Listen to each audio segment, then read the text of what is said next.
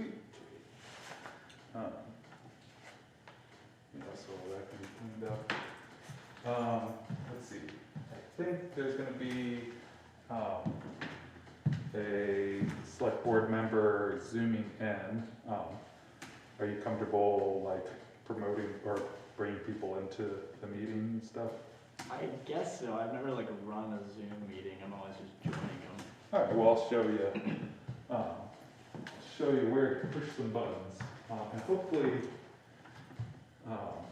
someone else in the room might have their laptop open and looking at it. But if not, we'll just go to Zoom. And then at the bottom, there's the Participants tab. You can just click on that button. So under attendees, there'll probably be someone pop up and they'll have their hand raised, a little hand icon. Mm-hmm. And there'll be a little drop-down menu that says Promote to Panelist. And also something I just thought of while we're here is we want to make sure that this is the same size as the red block on the desktop.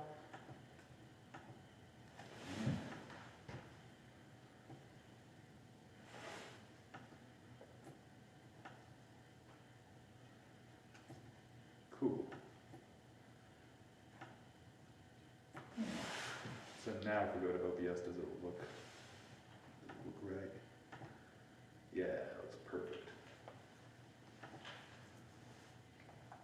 Cool. That's pretty much it.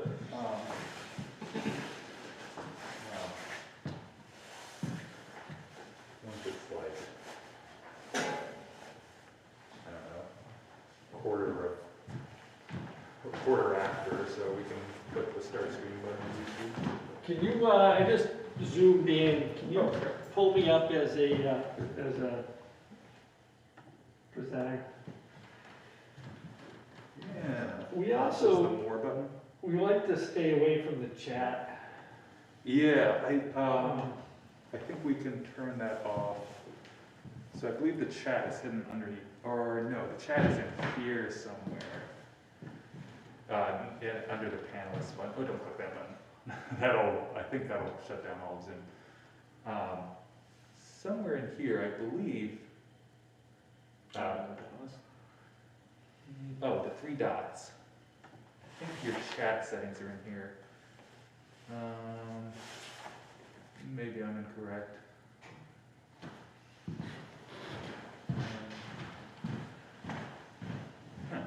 Mute. Wait, can I make this one bigger or no? That one should stay the same size. Somewhere there's some chat settings, and by default, by default I have them off. Oh yeah, maybe you open up the chat. That's good. Attendees with chat. No one. There we go. Great. No chatting allowed. And, did we go back to attendees for a second? Looks like Dave didn't get promoted to a panelist for some reason. Let's try that again. Promote to panelist. Maybe you're just waiting for the little thing pops up on it. Yeah, I just changed.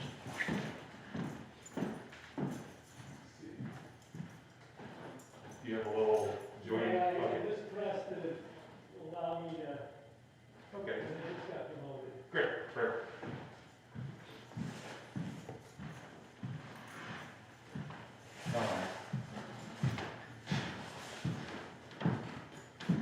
So sometimes,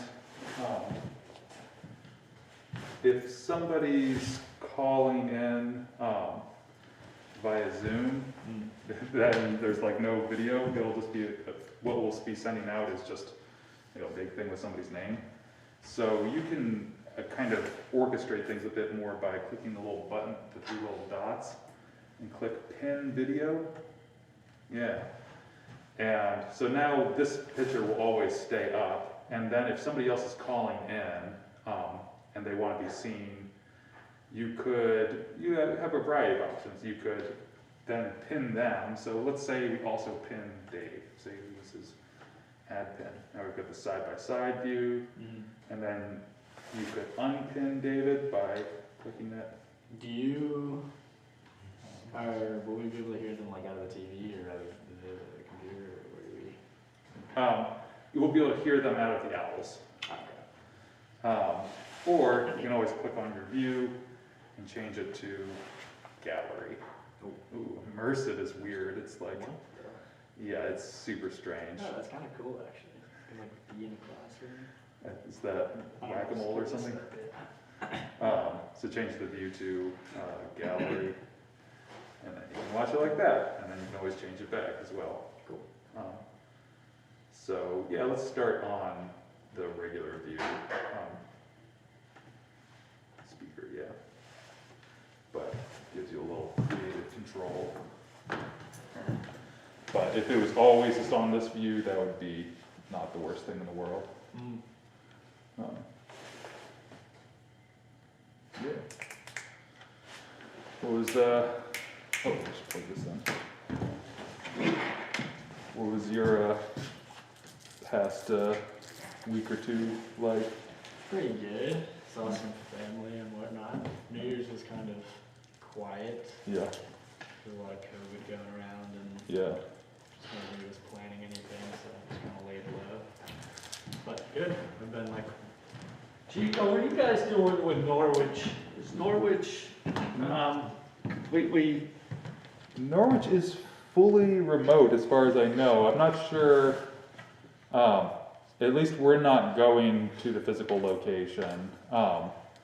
And yeah, I brought up to our boss, and it's like, I'm not sure if the fully remote thing is on the up and up. Yeah. well, it is, if there's one person, Yeah, there might be. so if the interim town manager is there, Yeah. then everybody else can be remote. That works. But the question I've got is, what if somebody comes in and wants to participate in the meeting? So Yeah. I'm contemplating doing that same thing. Yeah. So I'm contemplating just having the physical presence, just me here. Everybody goes remote, select board's at home. However, if somebody walks in, they need to be able to participate in the meeting. Yeah, that is what Norwich was doing for a long time, and so I think they are doing fully remote where everyone's at home. But for a long time, it was the select board chair and the town manager in the same room. And then if somebody wanted to walk in, nobody ever did, as far as I know. They could, and then everyone else was at home. So we can absolutely do that.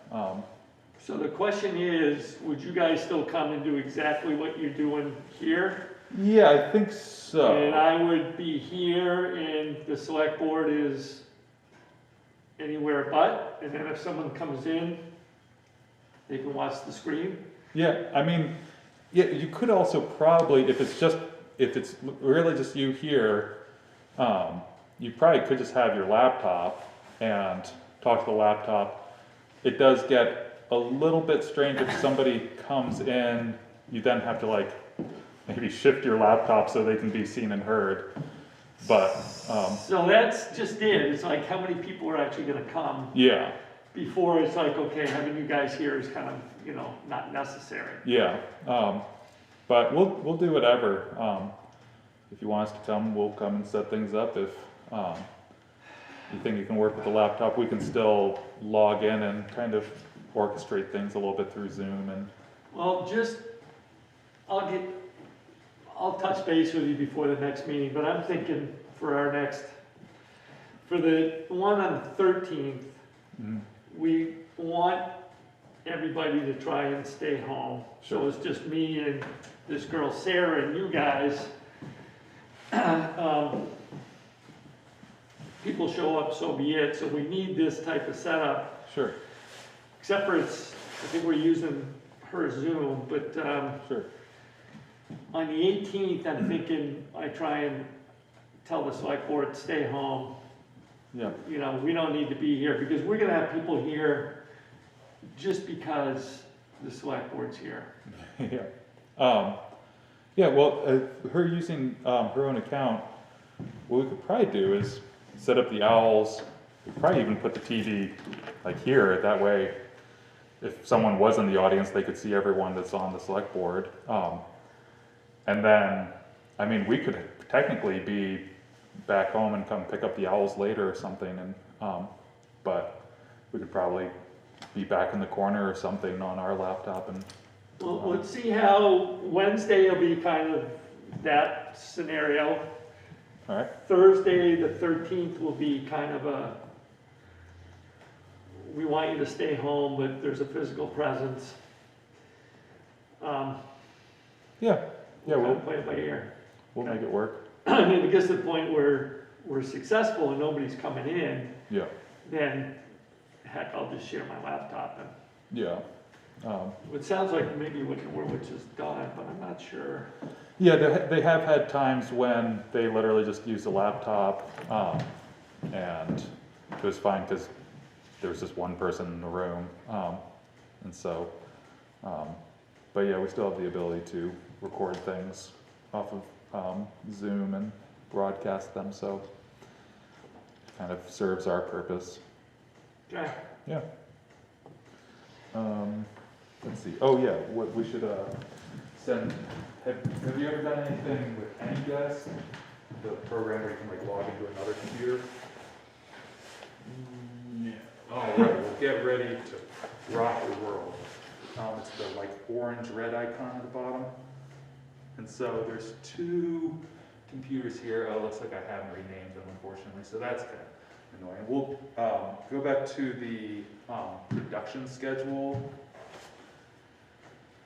And under contacts and logins, so Hartland's meeting gets sent to channel 1075, so you see, yeah, that one. And then in AnyDesk, we can actually make our lives easier for the future. If you click the three little buttons there, let's rename that one 1075. And then we can rename the other one 1085. Then all will be right with the world. So if you just double click on 1075, it magically, oh, okay, there's also a password here. Oh, it's 1 at tip top with a capital T, exclamation point, and click the log me in automatically. Okay, and then future generations won't have to type that in. Oh, I think I did. We went over this on the producer training day. Oh, yeah. In Hartford. So now you're just in the computer that shows TV, what's playing, so we can just go to YouTube. Like you can open up Chrome or something. Wait, what? How can I select these? You can just double click on them. Is this computer then? Well, now you're inside a different computer, Oh, so your mouse will just work. that's pretty sick. Yeah, I have it on a ton of computers. I'm constantly bouncing between them. Where am I going now? So go back to AnyDesk and open up Chrome.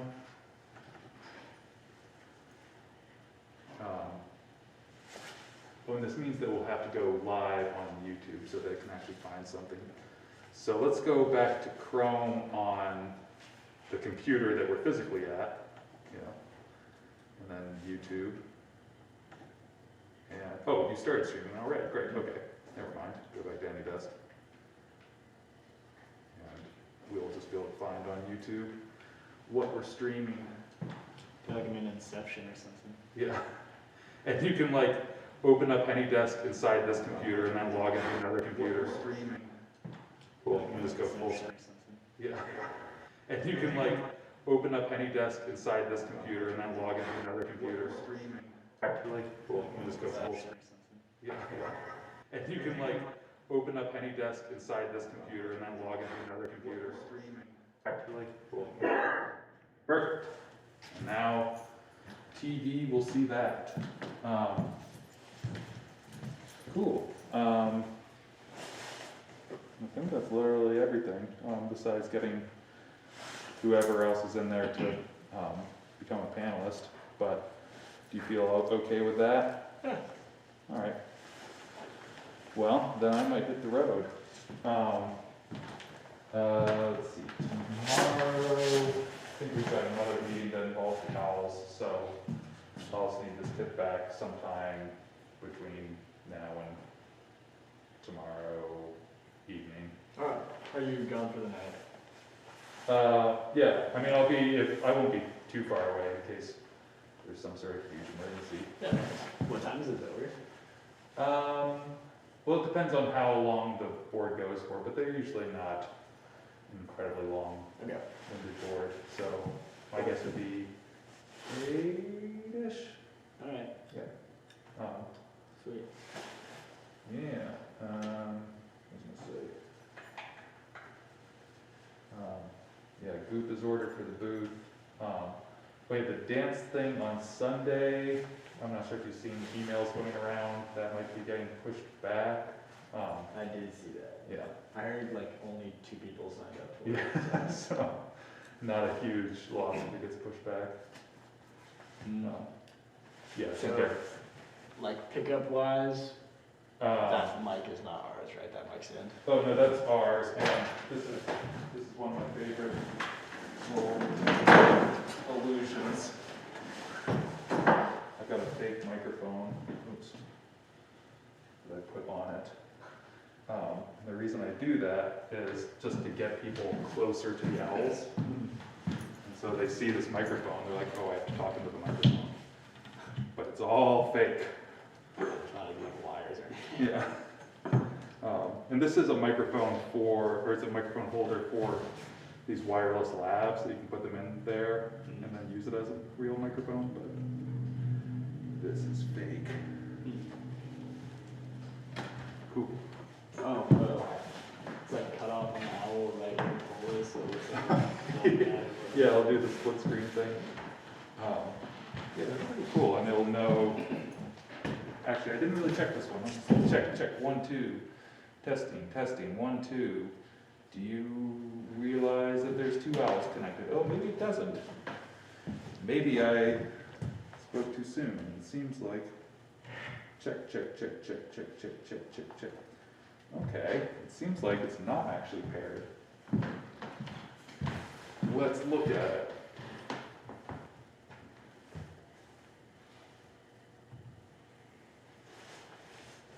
It says paired.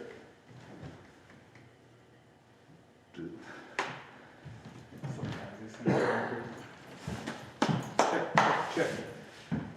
Let's see, it's strange. Oh, yeah, somebody said something once where you're supposed to like point their eyes at each other.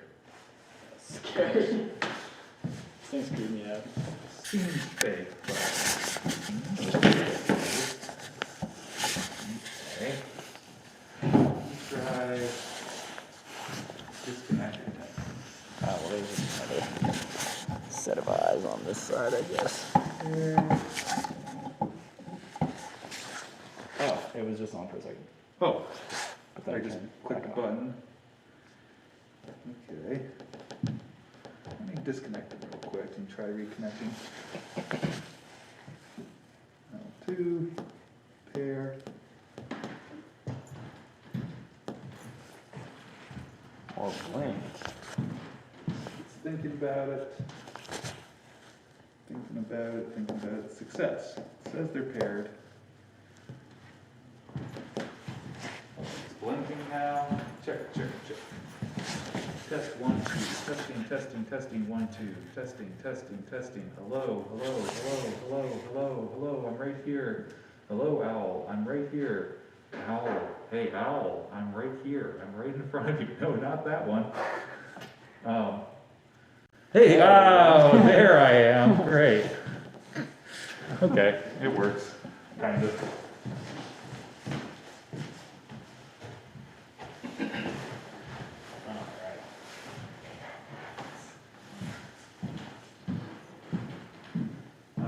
But yeah, so that gets packed up.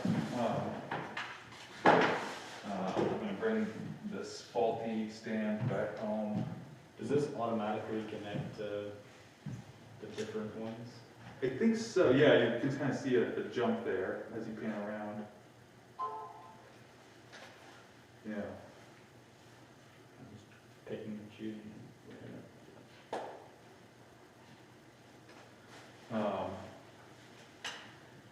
And what was I gonna say?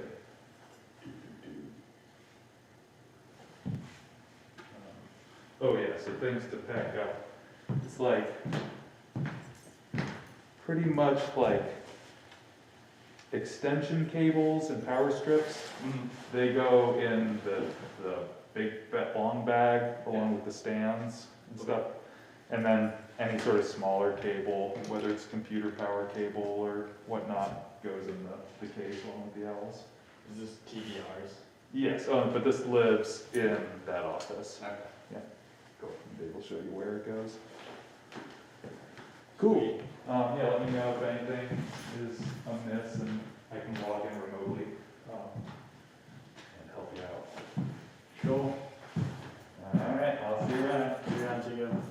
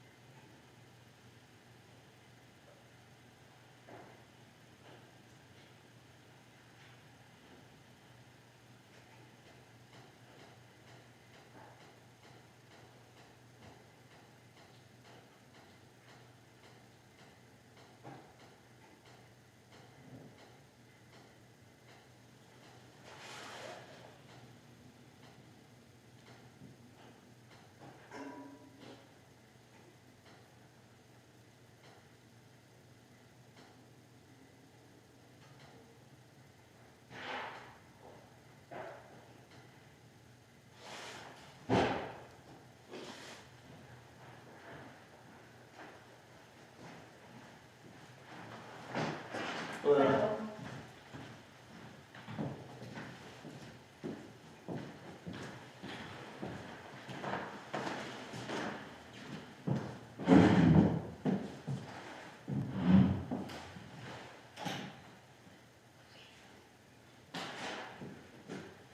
Hello.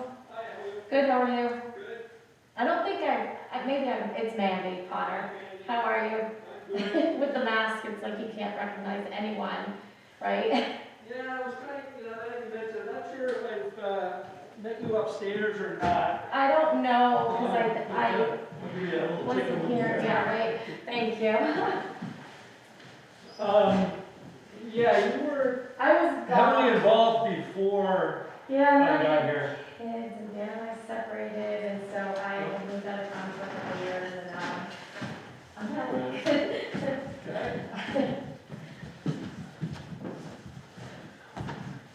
Hi, Andy. Hello, how are you? I don't have a mask. You have an extra?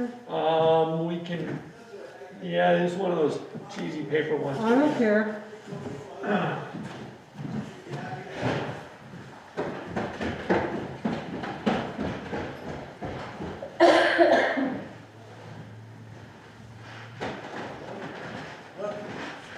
It's nice in here. Maybe I'll sleep here, you know?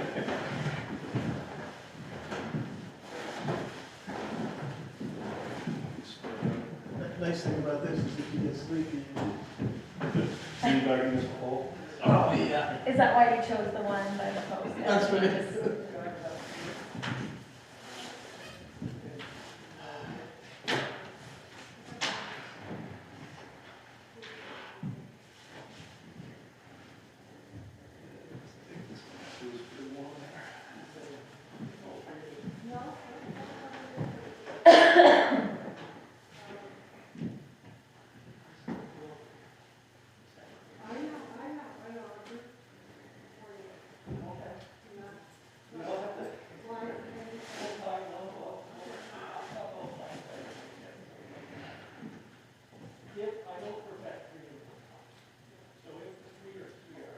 Wow, is it cold out there?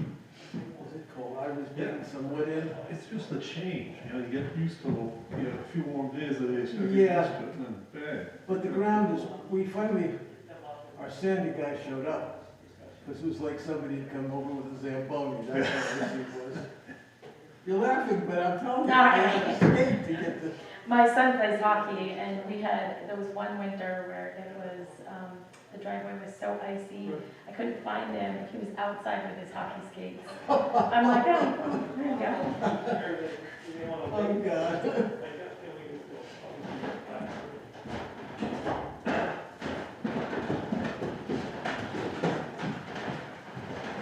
Jim, Dave, how are ya? How are you, David? I'm good. We're going Wednesday. I don't Can't know go where. on Wednesday. Well, we're gonna go Wednesday because of the weather, but that's not gonna be the only day we're going. You know, we're thinking of going over to Whaleback.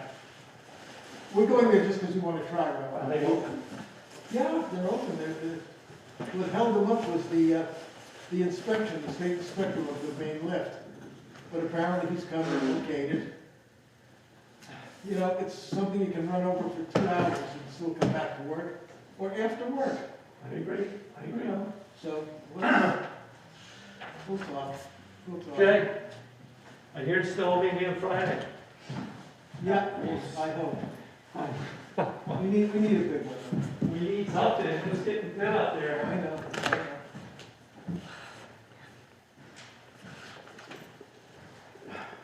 Things are wonderful in Vermont, but when you watch the weather there, and they're getting a 7-inch snow here in Washington DC. Okay. She is going to tune in via Zoom. I'll get signatures of anybody else that's not here, or I'll Well, keep you track. said Martha. I thought you said Martin. Oh, okay. Martha will not be here. Okay. She's still not feeling well. I took that might be the case, but she didn't specifically say. Okay. Okay.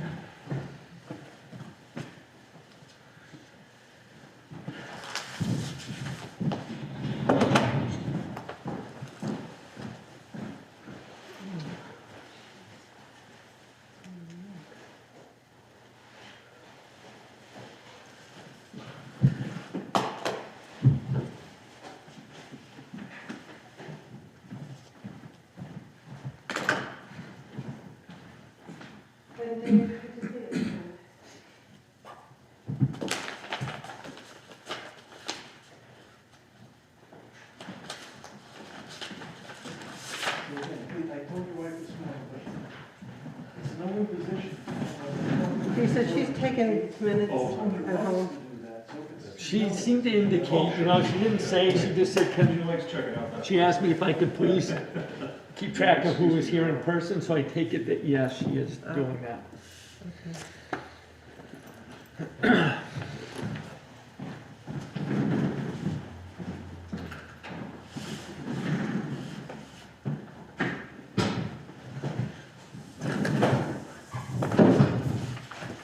Oh, yeah.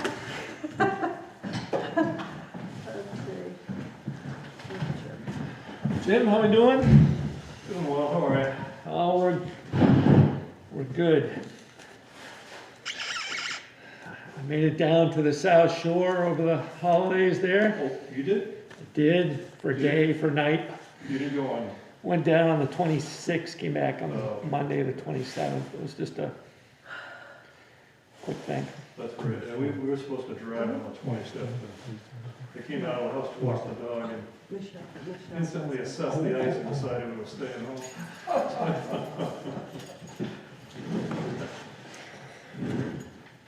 You know, somebody asked us the other day, because they'd been up in our driveway, if the sanding guy had come. I said, no, but I think somebody with a Zamboni was up there.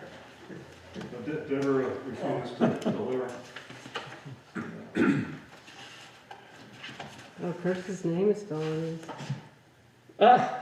his. Wow, we can strike that. Yeah. It's okay, we just need the three of you. Yeah, I know, it's just sad.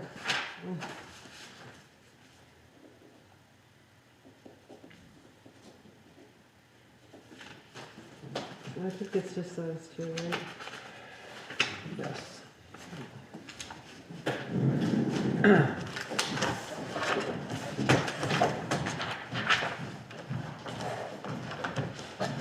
Martha is online. Can you give me a?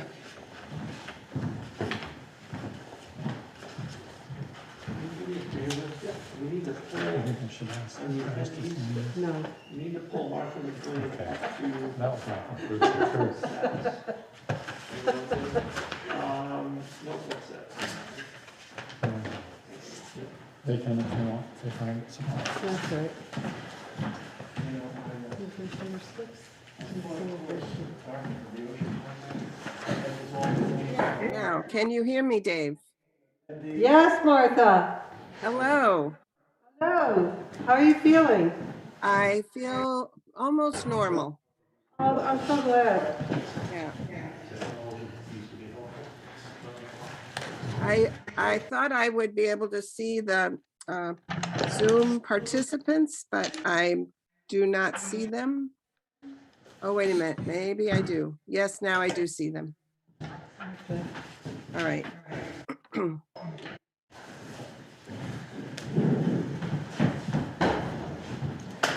can also pull Jacob Holmes up.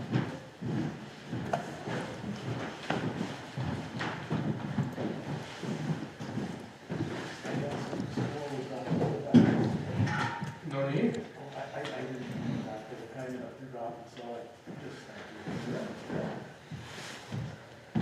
Hi, Phil. Did you make copies? Of your thing, yes. Okay, they're gonna come. Yep. That's good, because I didn't read my own. I figured you would. I didn't see it until about an hour, half an hour ago. So, Martha, I'm not sure if you saw Jacob, I pulled him up as a panelist, so he's in kind of the other, he's in the other group with myself, you, and CATV. Yes, I do see that. Thank you. Okay, as an attendee, then you've got the other four, Helen, Kara, Yep. Rebecca, and Stacy. This is up to you. And then so far, we have four here, at Damon Hall. You never know what's gonna show up there. We have Mandy Potter, Dave Singer, Jim Riley, and Brian Straffolino. Okay, thank you. Yeah.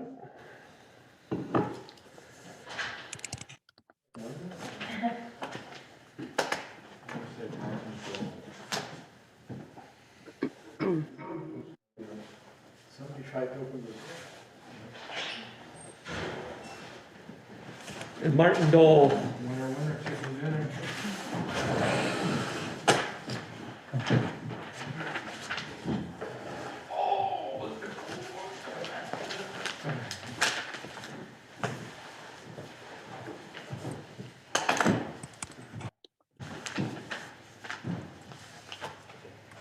Sure. You're cold? I'm not that cold. I say I'm not used to it. I've been outside. No, it's cold today. Did they leave any wood out there, Gordon? Those 2 trees they took down, or did they take that away? Oh, that thing that's hanging over the road. No, it disappeared. You know? That's okay. I don't know what they're gonna do with it. It's basswood. Hey, my neighbor has some ash. They took down a big ash tree. You want it? Probably down there. It's probably there. Is it deliberate? No. I think it's just gonna be left there forever. Is it a tall skinny tree? No? No? Yeah, probably not interested. It might be tall and skinny. Oh. Not in the office. Sure. Not a yard, roadside yard. Oh. Tree with lots of leaves. Yeah, see, look at that t-shirt. It's just burning up.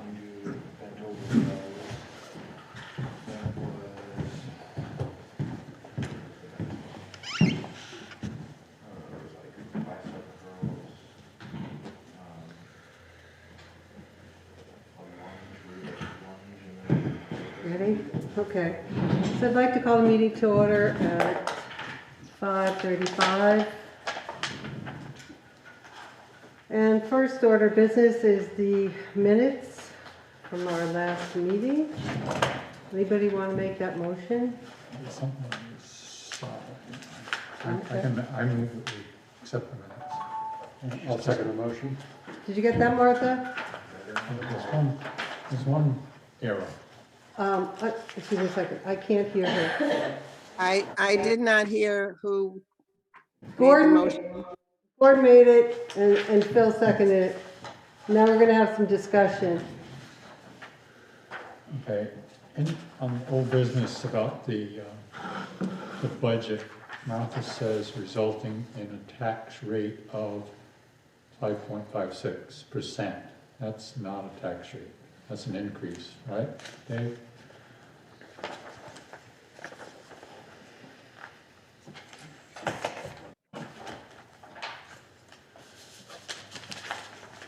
Yeah, it would be a tax rate increase of 5.56, correct?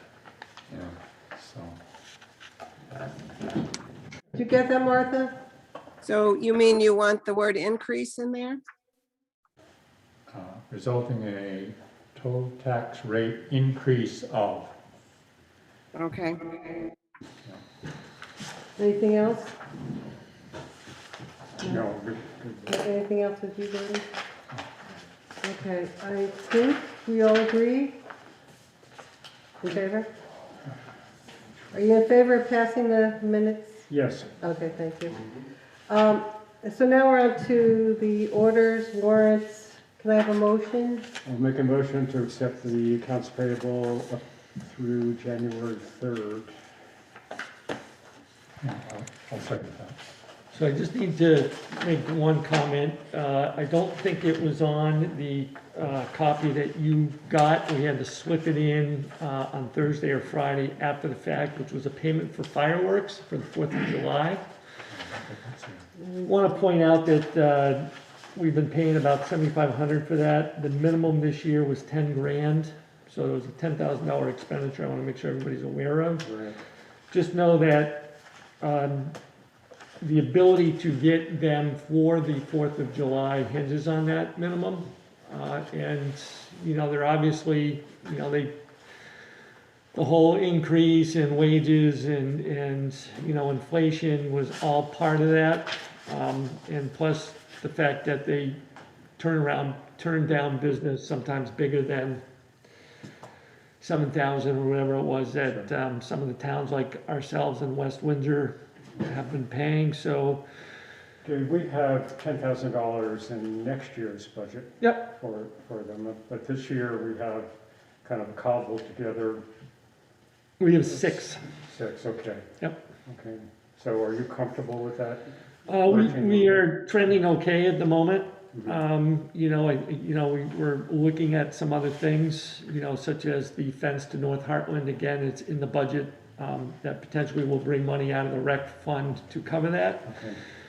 At the moment, we're fairly comfortable where we're at, but certainly, it's something to take note of. The smaller towns here, I think it's going to become more difficult to just maintain that 4th of July, the day of the 4th of July date, when we consistently go at the minimum amount. It's just a small town, not much we can do about it, but just keep that in mind going forward. We may get to a point someday where, it needs to be the week before, the week after, something to that effect. Sure. So just, Well, don't we have our own pyro registered? Yeah, we have a Person? few, I think. Maniac, Yeah. next word. No comment. other than that, it's, that's it on that. Yeah, okay. Did you have some? Dave, was the $1,800 for pipe for the crushed stone, is that to be mixed in with the gravel, or is that in addition, something different? No, so you mean mixed in with the sand? Or, Yeah, mixed in with what we're putting on the roads right now. no, it was either for something prior, that we needed to do in December, or we've hoarded it for the spring, because we go through a fair amount of stone and crushed and hard pack in the springtime. Isn't that 18,000? No, it was 1,800. Yeah. Sorry, I missed the decimal point. Yeah, you got it. I got it. It's a different classification for the stone that we use to go along with the sand. It wasn't the same product. And it looks like we got our salt, which we were kind of worried about getting. So We get, that's kind of again, I'll just bring it up, but I think there's 3 invoices there for salt. So it just goes to show that we have pretty small facility to keep salt, so we have to reorder constantly. So, in preparation to meet storm, we refill the shed and prepare ourselves. So you see it before or after almost every storm. Sure. That's it. So there's a haul charge every time to deliver that? Oh, yeah. Okay, anybody, Martha, do you have any questions? It's not about this, but Sarah is one of the attendees, and I wonder if that's Sarah Bruce. But she probably can't speak. So Can you, It just says Sarah. can you unmute her though, just so she can identify herself? Yes, that's who it is. thank you. You're welcome.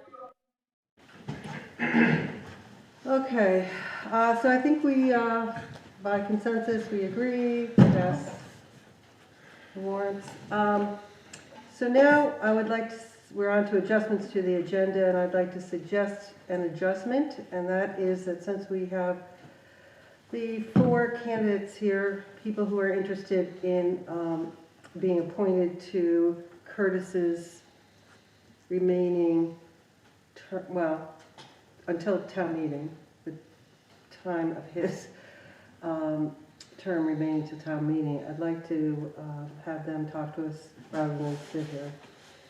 So I guess I'll make that motion. Are you seconding? I'll second it, All right. sure. Yeah. Everybody in favor? Yeah. Okay. Martha, did you get that? Yes, I get that. Okay. Thanks. So now we have 4 people who have expressed interest in, Public comment. what? Public comment. Oh, we can't do the thing right now? You gotta take care of public, Okay. take care of public comments. So, third order of business, public comments. Anybody have one? Good, thank you. So now we're going on to, am I okay now? Okay. Be We're fast. going on to, New listen, business, what? new business. Well, yeah, we could do new business. Okay. We're going on to the adjustment, which is new business, which is hearing from the people who are interested in being appointed to Curtis's position for, until town meeting, when they or anybody can run for the remaining one-year term of his 3-year term. So, let's see. Mandy, you were here first Oh, tonight. boy. So, I just have to ask you, does she have to come to the mic? She doesn't have to. The microphones are in these. Yeah, let's try and have Closer Yeah, there. we- Have people come up so So that can you it's- come to the table, please?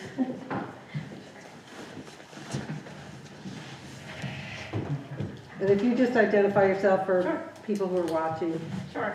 So my name is Mandy Potter. I live in Hartland, obviously. I've been here, I've lived in Hartland for about 20 years. I did move away for a few years, and I'm back now. I've got a lovely home in town. I worked in Damon Hall, as many of you know, for several years, and I was involved with the rescue squad and fire department. Is there something particular that you're... So they may have questions for you. I'll just ask, do you have some particular reason that you want to be considered? Sure. I think it's really important to give back to your community in any way that you're able to. I've always wanted to be on the select board, but the timing just wasn't right. My children were small, and it just wasn't great timing. I feel like I have a better ability now. I'm older, a little wiser. I certainly don't have all the answers, but I can ask really great questions when I don't, so. Okay, thanks. Did you take minutes for the planning commission? I did. Yep, I did the minutes for the planning commission for, goodness, 8 years maybe? Yeah. It's a rough guesstimate. So that should be a pretty good experience. Yeah, and I worked in the lister's office for about that long, as well as assistant clerk and assistant treasurer for a year. So this has nothing to do with your interest in this position. I'm just curious, how much does the planning commission pay minute takers? Oh, it was whatever my hourly rate was at that time, so whatever it was 10 years ago, 8 years Yeah. ago. I did that 30 years ago, and it was $40 a meeting. And the reason I'm bringing this up is because I want to get a minute taker for the board, and I've wanted this for a long time. So anyway, that piqued my interest. Thank you. Yeah. Martha, do you have any questions? No, I don't. Okay, thank you. Phil? No, thank you for your Okay. letter. Yes. And I don't have any additional questions. Yeah, thanks for coming in, Amanda. Great, thank you very much. Sure. And Dave and Jimmy, you came in at the same time, so, David beat me by about a half a second. okay, Oh, I'm sorry, I forgot, we have 3 Daves. you. Me is David Singer. Thank you. Can you just introduce yourself, Dave? Yeah, I'm David Singer. I've been a resident of Hartland now for 36 years. Married a Heartlander, live in Hartland, across the street from Damon Hall. I spent 8 years in Vermont as a judge, assistant judge, and then I went to law school and became a presiding judge at the Judicial Bureau. I was a full-time certified police officer in the state of Vermont, instructor in domestic violence and child sexual abuse, and first aid. I love this town. I married one of your most wonderful women, so I love it even more, but who's an active gardener, so I've helped the garden club, Friends of the Library. You know, one of the things I really love about the town itself is the give and take, and I find that across the board. And I hope in my waning years to be able to give some input. I'm also the crazy old fellow that you see running down the streets jogging constantly, but you know, I say it's not a joke, because when you run up here and there, you see a little more of Hartland than one normally doesn't see. It's a beautiful town. Yes. And whatever the select board can do to help keep it beautiful, to me is a very positive thing. So you're interested in getting on the board because? Because I want to give to the town, and also I've had gubernatorial government experience. As the assistant judge, we ran the county for 8 years, including the building of the new courthouse. Sadly, one of those years I had to do it myself because Judge Borman had been suspended for a year, but we managed to get through that. I've had business experience. I wound up being a vice president of BVD. That's the underwear company with 11 other clothing divisions. Wow. And that was in New York City.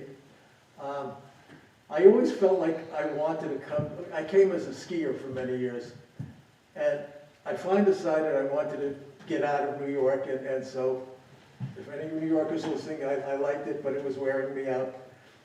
And I came down with 3 states. They were Oregon, Maine, and Vermont. And I just loved Vermont so much. This is where I am. I have been here for almost 50 years, 36 of them in Hartland.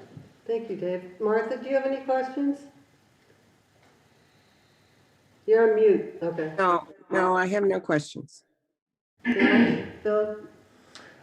Thank you again for Oh, may I applying. say one thing I forgot? I was also the town health officer in Hartland for 1 year. Yes, thank you for that. Yeah. Okay. I don't have any additional questions, Dave. Thank you. No, Dave, I think you covered it very well. Can't think of anything to ask. Thank you, Dave. Thanks for coming in. Right. Appreciate it. And Jim?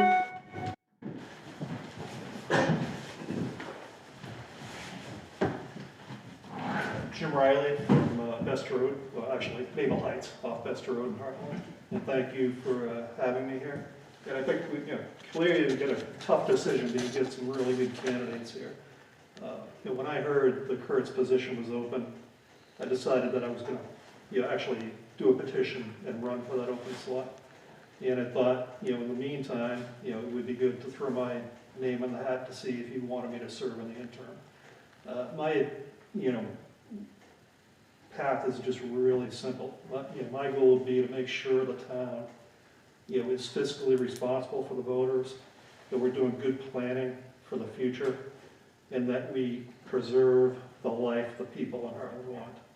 So, no personal agenda, no conflict of interest. I've got my land, I'm going to be here for the next 30 years. I've only been here for 3 so far. But, I have served since July on the Planning Commission. And, I figured the more that I can get involved and just, lend my services to the town, the better I'll feel, and, feel like I'm doing my civic duty. And actually, I did work in, the company I worked for a couple of decades is actually in Burlington, Vermont. So I'm not a stranger to Vermont, although I am a recent resident. We bought our land in 2008, but it took us well over a decade to actually get on it. So we didn't build until 2018. Well, Curtis, who just resigned, when he got elected, I don't think he could even vote, could he? He'd never been to town meeting, so he was very much a newcomer, is my point, so. So the precedent is there. Yeah, I'd be happy to answer any questions. Well, I remember we talked when you were nominated for the Planning Commission, so I really don't have any additional questions on that. We talked about your professional background at that time. I think it was on IT. Do you know how much the minute taker gets? I Do we have a minute taker? I thought you did. Who does? No, we just, No. Pass it around. They did for a while, yeah. I really want a minute taker. they get first crack on cookies if they're already. You want to be a minute taker? No, Anita did it. I think she got $10 an hour. That's it? She did it for 18 months, I think. Ends up you do enough hours. I did it 30 years ago. I got $40 a meeting. Well, some of those meetings that was can in be pretty winter. long. Yeah. Yeah. The hourly rate might be better. Mm. Okay. Do you have any questions? I do. You mentioned conflict of interest.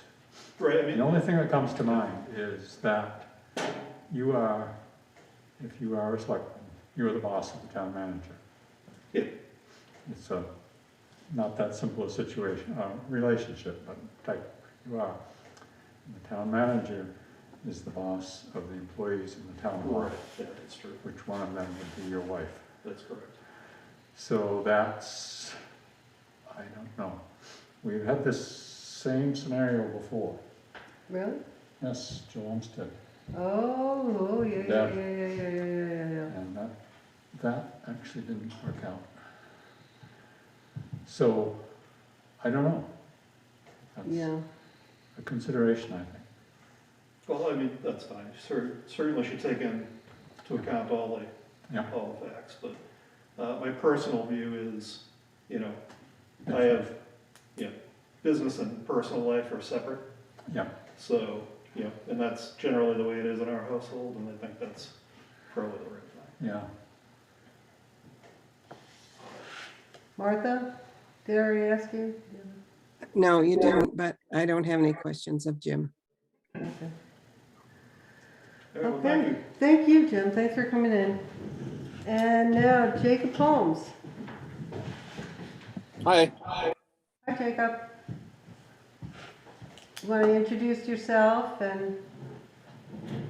Yep. So Jacob Holmes, Martha, you've known me since I was a little kid.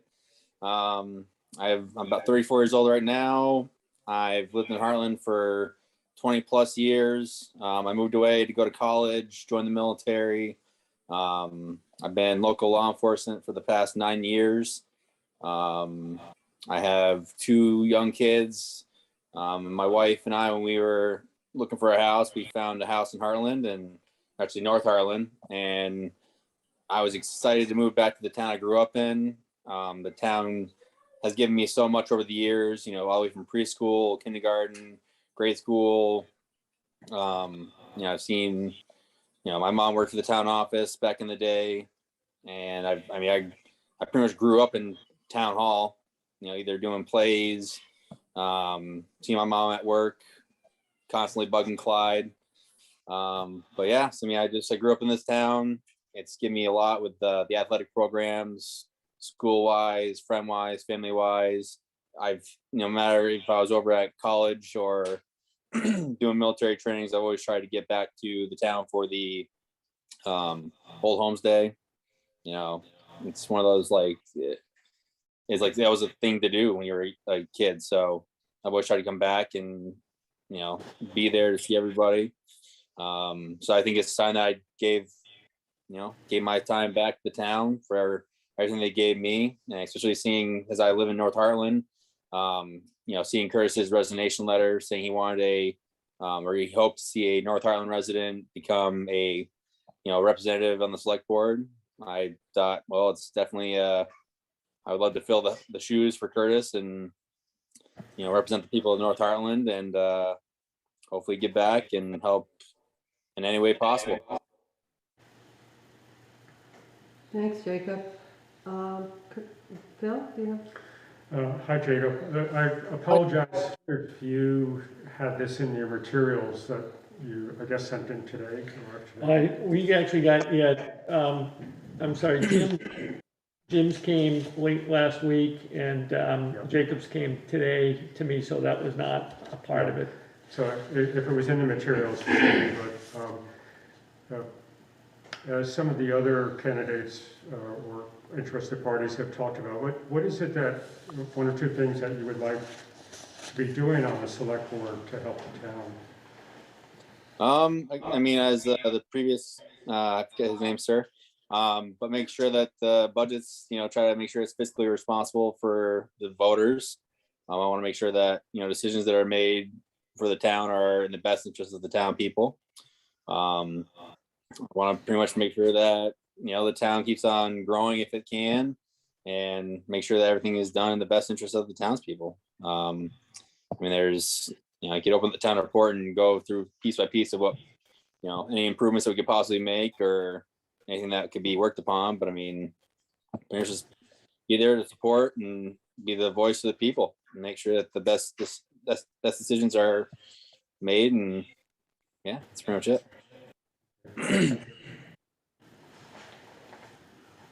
Martha? I don't have any questions of Jacob, but I have to comment, we are blessed with so many good candidates. It's kind of a mixed blessing. Do you? No, I think I'm all set. I don't have any questions. Thank you, Jacob. Thank you, Jacob. No problem. Thank you. So, our next step will be at the end of the meeting, we're going to executive session. David's checked it out, it's all legal. We can go into executive session to discuss appointing someone, or we may decide not to appoint somebody and just let the voters decide. Well, I looked that up. Yeah. And it says in the statutes that we shall appoint. Really? Yeah. An update, I think, because my old selectmen's handbook did not say shall, Yeah, but the new rule does say that, okay, if you look up online. okay. I looked at, in my old book, Yeah. it isn't printed anymore. So I think we should do it. Do you know anything about this? Don't remember whether it's a shall or, it's to discretion of the select board, but appointments are allowed to be discussed in Yeah, executive session. but he's saying in other words, we have to appoint somebody. Yes, it's not how we do it, it's that we do have to appoint. Do you know anything about this? I don't believe that's correct. Yeah, I The don't only either. the only time you would have to appoint someone is if you didn't have a quorum, but you currently have a quorum, so you don't have to appoint someone, especially given that we're pretty close to town meeting. I don't have any way to bring it up in front of me, but I can look it yeah, up. the statute that has a Yeah, I was reading the statute. new part, labeled 943A, 693A or something like that. And it does say shall. So anyway, to the Anyways. interested parties, we will determine whether it's shall or whether it's arbitrary, whether it's up to our discretion, and then we'll make a decision one way or the other. And then how will they be? We can notify them. Everybody notified me via, except for Jacob, but I believe I've got Jacob's email. We can notify by email and letter if you'd like. Okay. We also, I think, have to come out of executive session with our decision. Yeah, yeah. I'm sorry, I didn't hear. We have to, so we have executive session at the end of our meeting, and then when we come out, if we've taken an action, then we have to announce that. Or if we haven't taken an action, we have to announce that too. So anyway, you're all welcome to stay for the rest of the meeting, but thank you for coming. Okay, so we're back now to number 4, old business, which is number 1 is fiscal year 23 budget and adoption. So last meeting there was just some minor edits or changes between the presentation on the 6th and the 13th. And I had given you numbers and edits on the 20th, and I gave you the whole ball of wax for this meeting here, just so that you had the final budget in hand. But it is as presented And essentially, again, there's a couple of people in the audience that weren't here for the overall presentation, but the good part of this is due to inflationary measures with staff and oil, but give me a moment here.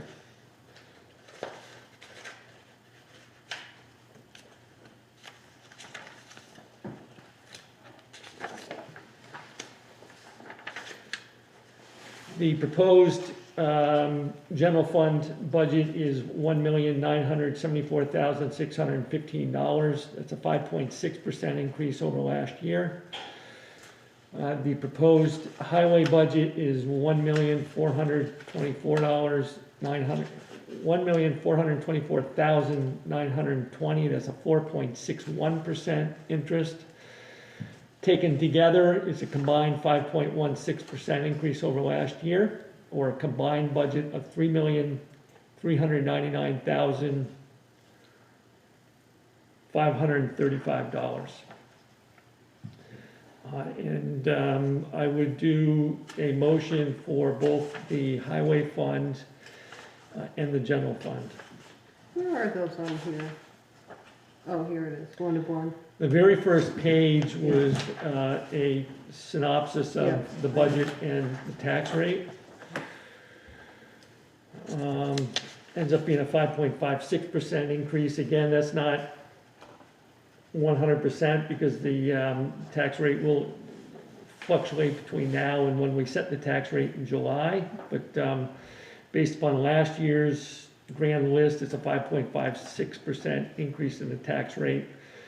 The differential between the tax rate and the budget is simply that the revenue did not raise or go up as fast as the expenses, and therefore the tax rate is what makes up the difference. So, you know, the tax money is a little bit higher than, the tax rate is a little bit higher than the actual budget increase itself.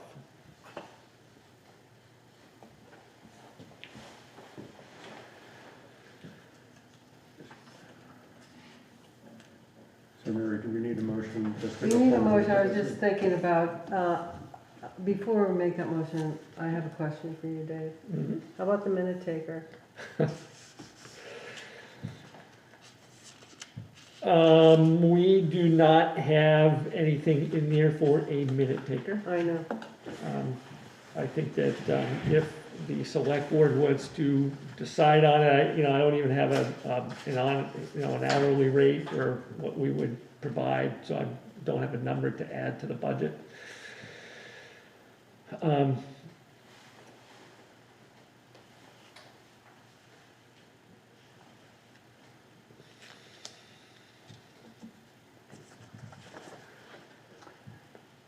Mary, what was your question? I didn't hear it.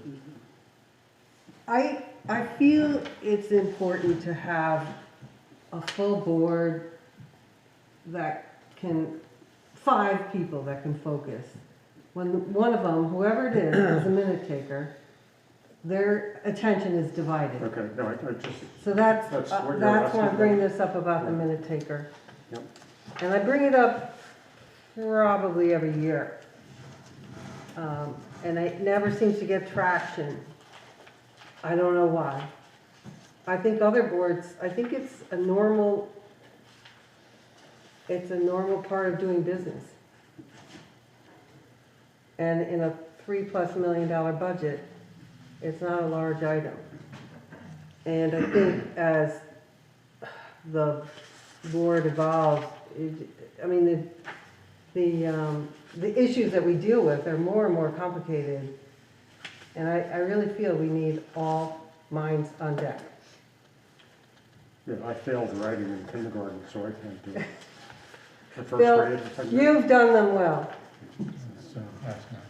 and Martha's done them very well, but, you know,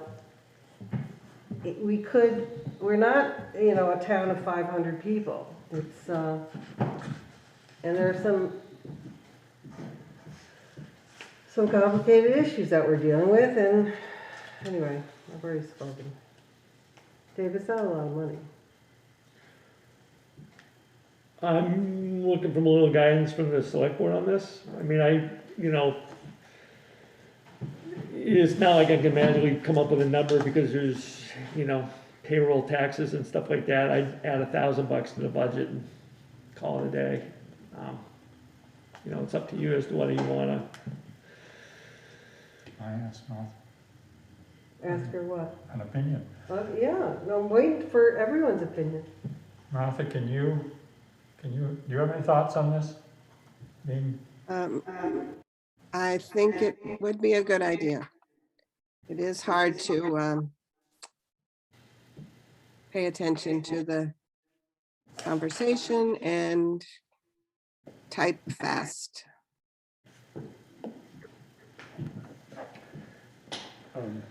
I agree with Martha that the times I have taken the minutes, it's been really about taking the minutes and not necessarily what's the substance of the topic. And there's a lot of time the next day or the following day after trying to understand my notes and make sense out of the. So it's not just the presence, taking minutes, it's rewriting them. Yeah. So presenting. Yeah. I don't know the historical piece that you're referring to has the Hartland Selectboard had a paid secretary, or I don't know. Not that I I don't know. remember anything like that. No, I know. Yeah, and I don't know, Mary, as you look across Vermont, you seem to refer that other towns do that. I mean, do you have any information about that? Well, like I said, I worked in Windsor 30 years ago, and they had one. And I think I worked for the zoning board, and maybe the planning commission. In Windsor? Yeah, Okay. and maybe sometimes for the select board, I don't remember. Yeah.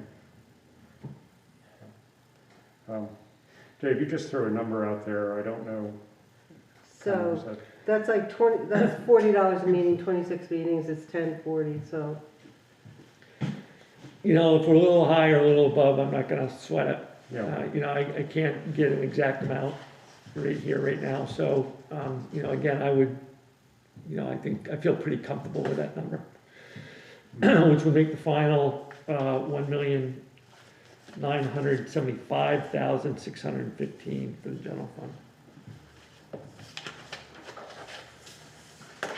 Dave, I have one question. Yeah. It's the amount you put down for the pilot payments, which, when you look across. Why am I here if you're not gonna call him? What? What?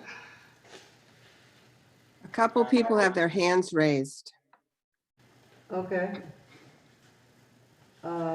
Genevieve's Does it have to do with the budget? That I don't know. I forget. Hi. Yep.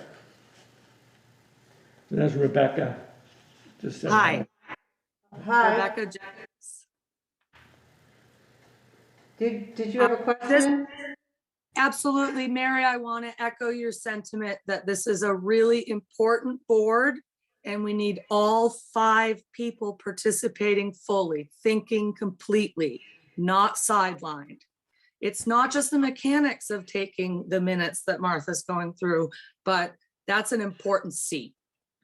And I think we should recognize that it should not fall to the person with the best penmanship, to put it nicely. Perhaps there's some way that there's somebody waiting in the wings who maybe you have a tremendous amount of interest in select board. I really thought that Mandy bringing up her experience, how she had participated in all these boards in that capacity, that might be a way of looking at it. Maybe you've got somebody on the staff who has comp time every now and then. Maybe that would work. I think there's a lot of ways to fund it, but I think it's absolutely important because I think what we really have seen through some of this listserv stuff is that, and Dave, you really proved this in a great way this week, I want to say, in that more clear communication, sooner, better, faster, more transparency is going to serve everybody. Thanks, Thank you. Rebecca. Is there somebody else who has their hand up? Yeah. if you're ready for it. Oh, Jacob, go ahead. I mean, like if all the meetings are recorded, if someone was a select board member that was in charge of, writing down the minutes or just a brief summary of the meetings, they could do it the next day. They could listen to the video or the recording and then kind of make a summary the next day. Or I'm not sure what the town clerk or assistant town clerk or anything like that, if they could be added to their duties, if they just want to do a quick summary of the meeting. I mean, if it's not a pertinent thing that has to be, the meetings minutes have to be printed out like the very next day, or if it can be done at the end of the week. That way, whoever wants to take that role can, take their time and just type it up, make sure that they're a good summary of the meeting. So that way, the next meeting, the brief summary can be read and it's not, it's not too, we don't have to spend extra money if we don't have to. Thank you, Jacob. This is such a small point, but I will say that minutes, there are requirements. I don't know if it's in statute or what, but you have to write down who's present and the actions, who took them, et cetera, et cetera. And they have to be posted. I believe it's 5 days after the meeting. So it's something that needs to be paid attention to. So anyway, pilot. Yes, always interrupted. David, We need to make a motion to put it on the table for discussion. Sure, go ahead. what are we talking about? Just a motion about talking about the budget. Just so that we can, Well, that's typically the adoption part of it, but, okay, no, I'll hold off then. okay. Please. Okay. You have pilot down here under revenues at 35,000. And we've consistently had considerably more than that. I'm sure you have a reason. So I generally go conservative on the revenues, Yeah. try and be conservative as possible. You'll also see one year it was 36,000. Yeah. We're at 35,000. The revenue by contract, and this is actually the last year of the contract, but the revenue by contract can be as low as 15,000. And we've seen it as high as 45,000. So, I've actually brought that up a bit as some of the other revenues have diminished. Just because that's a relatively unknown number. It kind of depends on the flow. So that's the reason why for the 35, and I think that, I feel pretty comfortable with that 35, knowing that it could be as low as 20. I'll just remind everybody that the conversation that we had last meeting with Stacy, that we're looking to assess this particular hydro dam. So I think that'll give us a little bit better of an idea as to what that number really should be, year in and year out. So, we're looking forward to that, but at the moment, I'm pretty comfortable with that number. All right, thank you. Because then it's not going to be pilot anymore, right? We are looking to go towards an assessed value on those properties. Yeah, okay. Okay, so, any questions on the budget? Anybody? Dave, on the recommended fund balance, general fund reserve fund sheet, I just want clarification on the bridge and the box culvert piece. All right, we're going to go to that. That's under number 2. We'll do that next, okay? Okay. Thank you. Martha, budget? No, I don't have any questions about that. Yeah, we've been over this a million times, so we should be pretty happy with it by now. Gordon, do you? No. Okay. No. Would anyone like to make a motion to adopt fiscal year 23 budget? Is this going to include So the number with the minute taker is 1,975,615. That's for the general fund. Okay, so 19, what? 75,615 for the general fund. and 1424920 for the highway fund.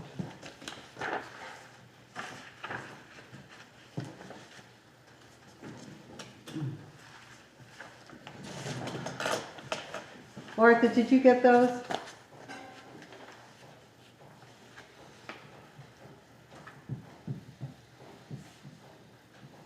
Yes, I got those numbers. Okay, thank you. One quick question. Yeah, Dave.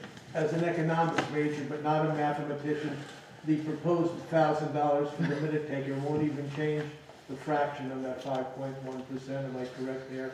It's so infinitesimal. That would be my assumption. So, all right, who wants to make a motion?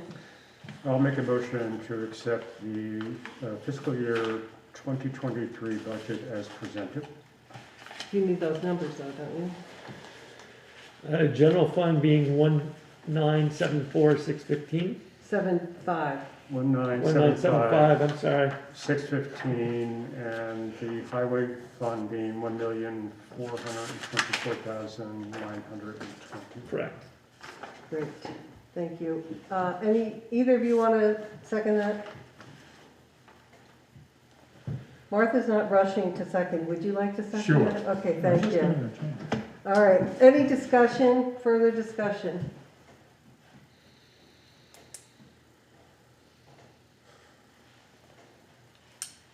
No. We certainly beat this up enough to. Yeah, we're done with this. Yeah.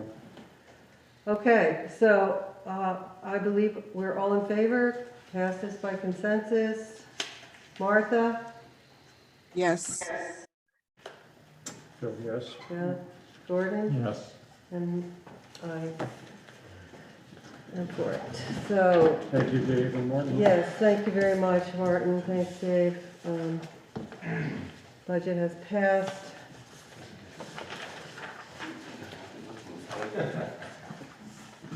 Now we are on to the second item of old business, which is the fund balance reserve account. We'll be talking about this and taking an action. Dave, would you like to talk about this?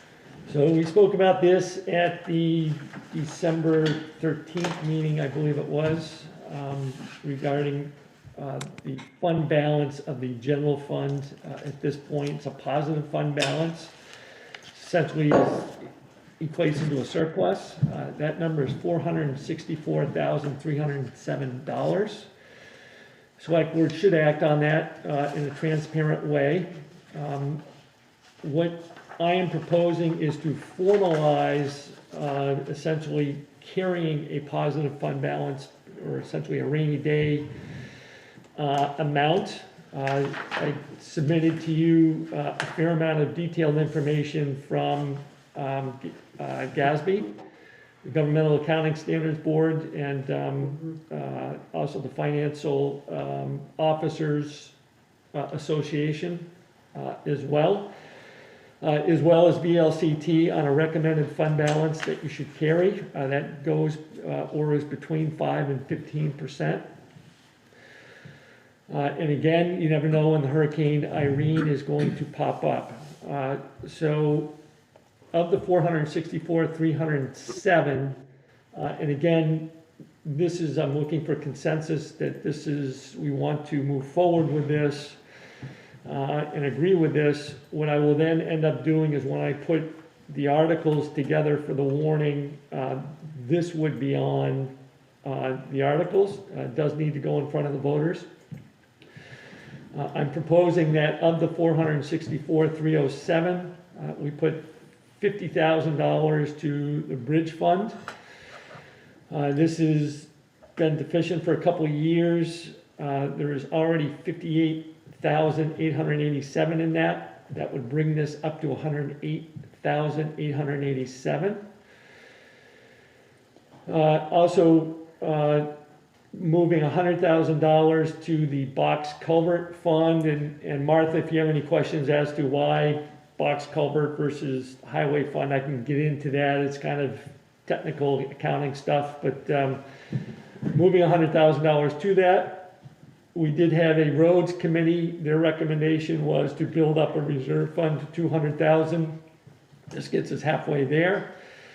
At 100,000, and then that would leave us with a recommended fund balance reserve amount of $314,307, which is essentially 9.3% of our total budgeted general fund and highway funds. And again, that falls right in between the 5 and 15%. How much did you say, 9 what? 9.3%. Excuse me. Would leave us with 9.3% in a reserve fund, which essentially would be utilized if you run a deficit in any particular year, or you run into unaccounted for expenses. Again, Hurricane Irene is the perfect example. That money is there to draw from, and then if you have an overage, the overage can go into this fund as well. So it's kind of again, a fund balance reserve fund. The language can state upwards to 15% or 20, and then if you ever go over that, the money can go back to the voters, to keep the tax rate down when you set the tax rate. So again, I'm looking for consensus on this, and we'll move this forward and to the articles. I've got a question. What's this, I know you told us this, but I forget. The 3-month total of expenses is it 150 or? So 1 month expense is about 175,000. 1 month. Yep. So 2 months expenses is 350. So we will not have 3 months. We will not have a full 3 months, no. But certainly provides us with, again, that 9.3% of the 15%, as well as contributing towards some other funds that we were also looking to kind of beef up. Okay, I'm not totally keeping up. Is this 464,000 from both the general fund and the highway, or is this? This is the highway fund. I'm sorry, no. This is from the general fund. General fund? Yeah. Yeah, okay, and you said 464,000? 464,307. Yeah. Okay, and then, why are we taking from the general fund to do bridges and culverts? Just because it's there, is that okay? Yep. It's, that's why it's going in front of the voters. So if the voters agree to put it there, then that is okay. Okay, and the number you had for box culvert was 100,000. I don't have the bridge number. 50,000. There's already 58,887 there, so it would make 108,887. And that leaves 314,317? 314,307. 307, okay. Correct. Okay, I got all of Gordon, there's a sheet at the end of the, Is it? at the end of your packet. Yeah, it's in there. Oh. There it is, right there. Oh, I thought, why isn't it printed? Dave, my question is the same as Gordon's. We have the surplus in the general fund. We're talking about keeping the 314 in the general fund, should the voters approve it. But are the voters approving moving those additional monies to the box culvert and to the bridge fund, or? Correct. Is that just okay. So the voters are approving the large 464 number. No, the 464,307 exists. You've got it. Okay. So you're asking the voters to do 3 things. Okay, that's We what want 50,000 to go to here, we want 100,000 to go to here, and we also want to establish a fund balance reserve fund with 314,307. Right, okay. Good. I'm comfortable with doing that, as we said last time. And having been on the roads committee, we deferred funding the box culvert pieces to keep our past tax rate down, so this is a good chance to sort of catch up. And as we know, box culverts are a lot more expensive than normal culverts. And I can tell you, just down the road from my house, a box culvert is failing. So, we know that it's out there. So how many box culverts? I think you answered this at the last meeting, I don't remember. Will that pay for? 2? Two. So, you know, all depends on state assistance, so, you know, or FEMA. Mm. You know, if we try and do this on our own, it won't pay for one. You know, box culvert runs from 100, probably upwards to 200 grand for box culvert. If there's state assistance or FEMA assistance, then our share runs between 10 and 20%. So 20% would be, you know, upwards to 40 grand, so that's maybe 2 box culverts. You have any ideas on the life expectancy of a box culvert, say compared to a big round culvert? I can't say that for sure off the top of my head. I know they're they're the right thing to do. Yeah, I mean, it breaks my heart to see the stone culverts. There's kind of works of art that were done how many years ago, but yeah, I agree with you. We unfortunately have to go with the concrete. All right, so I'd like to entertain a motion that we approve the fund balance reserve account. Don't you need something about that and send it to the voters on the? Coming up when we do the articles, we'll Okay. need to approve the articles that we do, so that's coming up maybe for your January 17th meeting is on Martin Luther King Day, so it'll actually be the 18th. Mhm. But you will need to approve articles for town meeting, of which case these 3 things will be on it. So do we actually need a motion now, or are we just? I'd like you to accept the concept of, you know, moving money to the bridge fund, box culvert fund, and establishing a fund balance reserve fund. And shouldn't we add that we want that our intent is to put this on the articles? Sure. Go ahead, Gordon. You got it. All right, I move that we accept this concept of transferring funds out of the general fund into reserve accounts for bridges and box culverts with a reserve revenue left over. Numbers, do we need numbers in this motion? Sure, 50,000. Yeah, For the 50,000 for, well, the general fund surplus is 464,307. Martha, you have all these numbers on that last page. I have the numbers that Dave gave us, so I'll include those in the motion. Okay, and 50,000 for bridges, 100,000 for box culverts, with a balance of a little over 314,000 to remain in the reserve fund, and that we put this as a motion, as an article for town meeting. I'll second the motion. My comment would be that's the longest motion. Yeah, yeah. Martha can squeeze it down a bit. Well, no, it was comprehensive, I think it was good. So we have not come up with a strategy to replenish that. Not yet. When does that occur? We'll put that in the language, but if you were to withdraw money, was to say Hurricane Irene, you'll need to have a strategy to replenish that. I know, But we we'll- talked about it, but we didn't Like settle we're it. gonna, you know, put 15, 20, 25, however much you need to put into it to replenish it, to keep it But when do at we, 15%. when do we put that in writing? We have to create a policy? You can do it when you pull money out of it. Again, I don't think it needs to be in this particular article.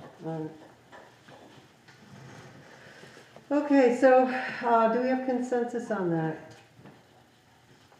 Martha, Yes, you still writing the motion? no, I used a lot of abbreviations. Okay, thank you. So we have consensus. The motion passed. Now we are on to number 3 of old business, which is the American Rescue Plan, what is it, Act, ARPA Committee Outline. That was just what Phil sent, And so in case you don't have it. at last meeting, Phil volunteered to come up with an outline of kind of a mission statement for establishing this ARPA committee. And this is his Can I just step through it now? description. Shall I just step through what I wrote just quickly? Sure, yeah, because everybody here might want to hear it. Okay. Well, what is at hand is the creation of a committee that will utilize the ideas generated from the public meetings that are scheduled in January to talk about the ARPA monies that are coming to the town through the state. I took this off of one of the websites, either the state or that, but the state of Vermont is urging towns to think of one-time projects that will help towns be a more vibrant, safe, and sustainable community. And what I came forward with is a list of ideas of what that committee would look like, and some questions for us to sort of chew on tonight and try to identify. The membership of the committee would be 2 select board members, 2 town officials, and a number of Hartland citizens that emerge as interested parties after the public meetings. I'm not really sure how many of those people would be, what's the maximum and what's the minimum. I mean, I would hope that we would have at least 4 citizens, if not more.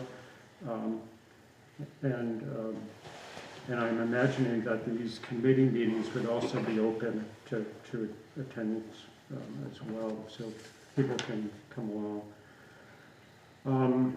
I would hope that we would avail ourselves of the Two Rivers ARPA specialist to be a member of the committee. I think that would be a valuable resource.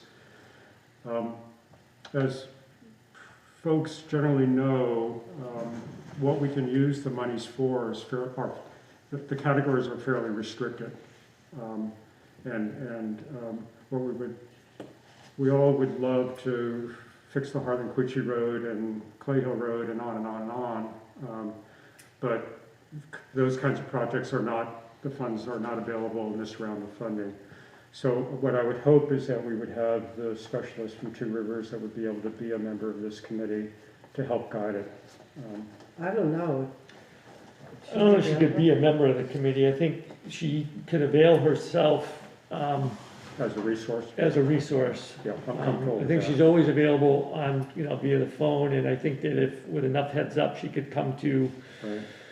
a meeting here and there, but I'm not sure she can commit herself to become an actual committee member. Yeah, they've got 29 towns. I don't, you know what I mean? Like, I understand, but I want to ask Yeah. if we can get someone, that would be great. I don't, let me put it this way, I don't think the committee will have a resource in Two Rivers and VLCT that they can, tune into on a fairly routine basis. I think that'll be helpful to the committee. Okay, good. What will the committee be doing? Set a meeting schedule that's published, and I assume it needs to be open to the public. Someone, I'm imagining the committee would share responsibilities for taking minutes. And they should create a timeline for their work.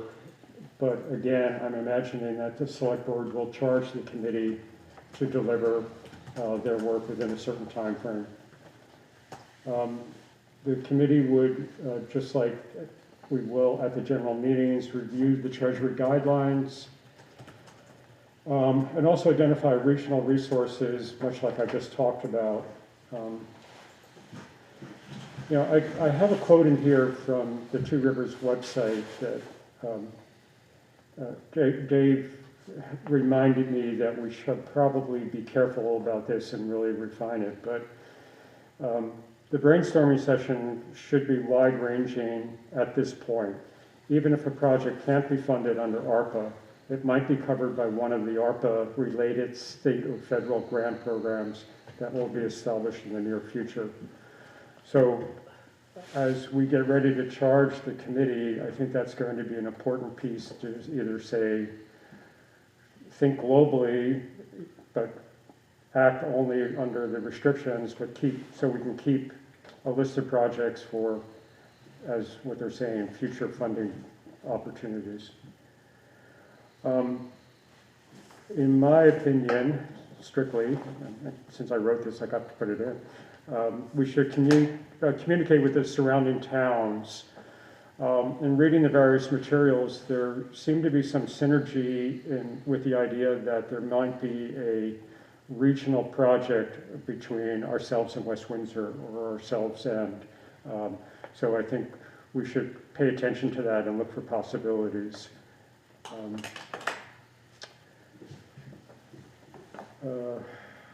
So the real work is to review the projects from the public meetings, create the projects based on the committee discussion and possible consolidation of project ideas, make an effort, make a very clear effort to identify why these projects would be a benefit to Hartland.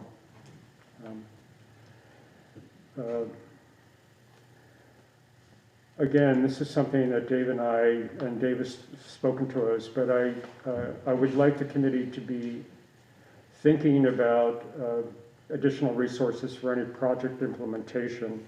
I am imagining that based on the scale of the project, there would be a project manager that would be funded by the project, but ultimately it's our town administration that needs to handle it. So there's a balancing act there that we will juggle the balls as well as we can. I have a question here that Dave already weighed in for, but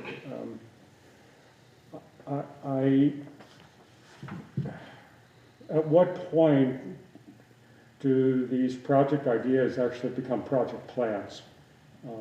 And should the committee spend some time trying to make this idea, they've already identified what the benefits will be, but to talk about the scale and what would be involved with doing such a project.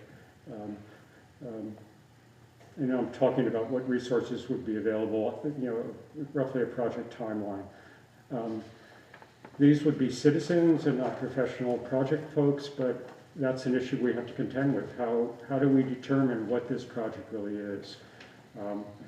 Dave was suggesting that will come back to his office, and I'm suggesting that we maybe look for ARPA monies to help us with that part of the planning process. And then if we have a number of projects, let's create a roadmap that would show how these projects interrelate and how they would unfold in the time period that we have, that the government has given us to do that. And then do various reporting, present the findings to the select board. And then again, I'm repeating myself, but we should be giving a timeline to the committee as to when to do their work. So that's the outline, and I'd love to hear comments.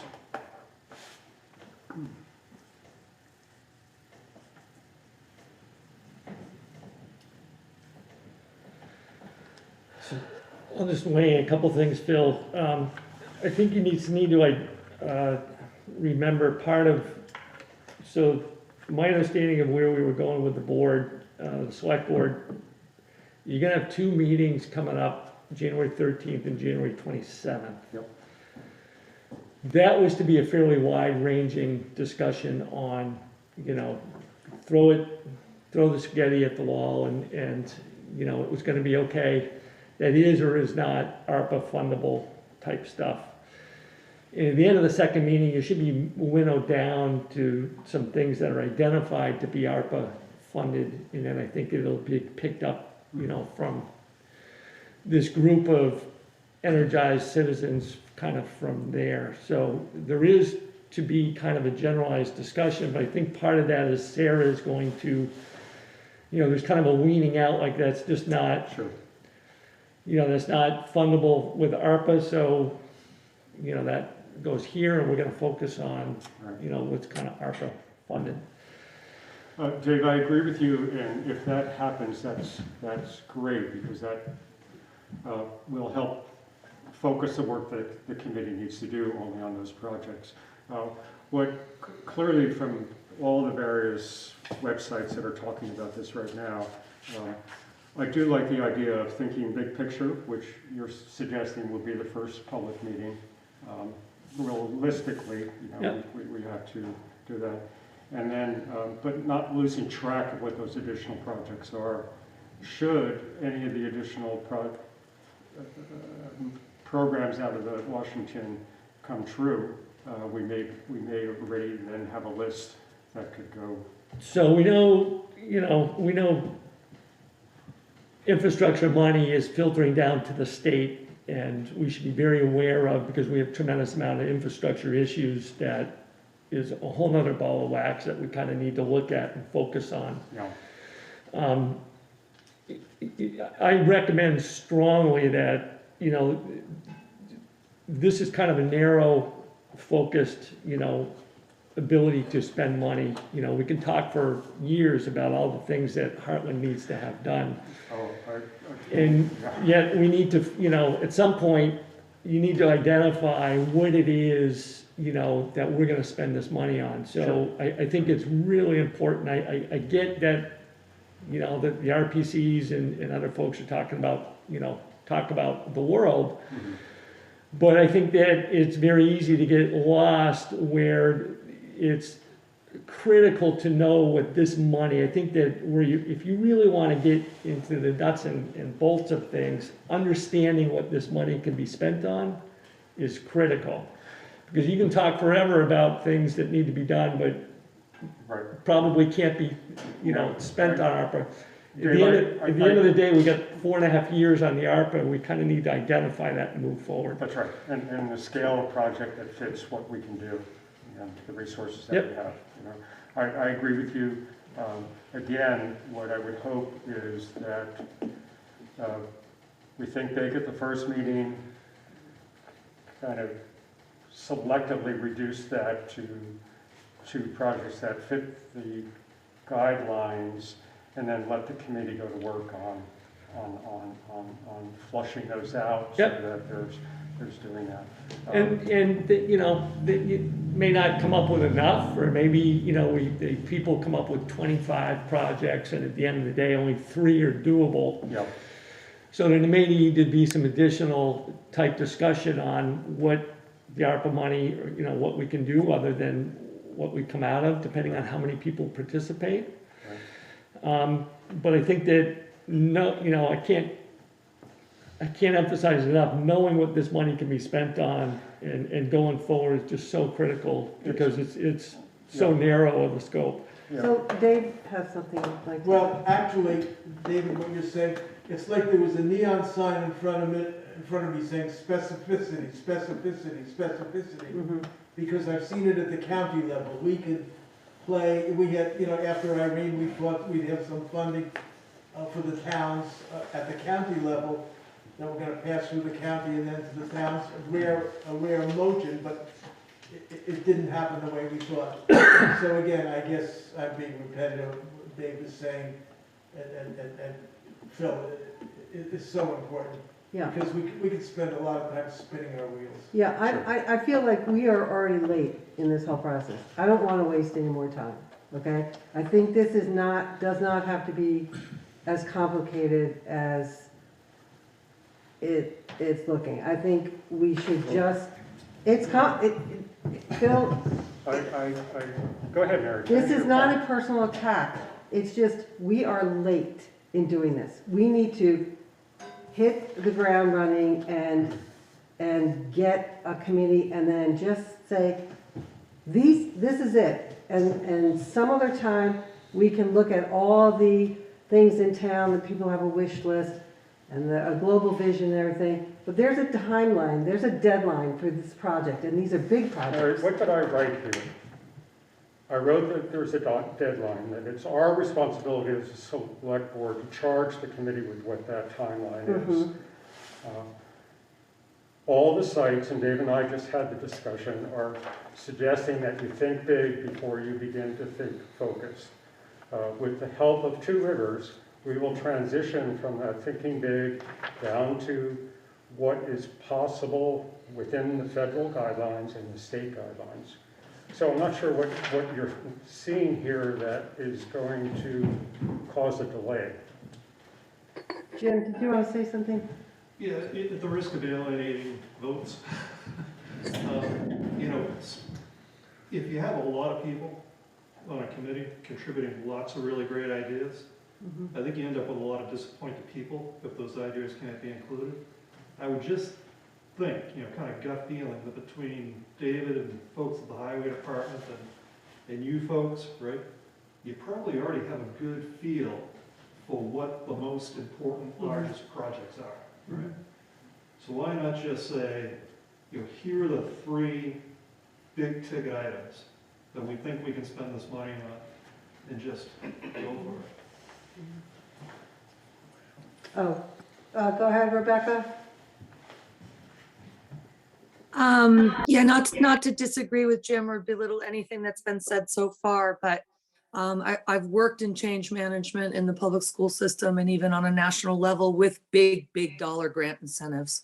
And I really want to echo, I think it was Phil's comment that and Dave Ormson's also, that we find funding for a project manager that sets a timeline and a process so that everyone has confidence in it.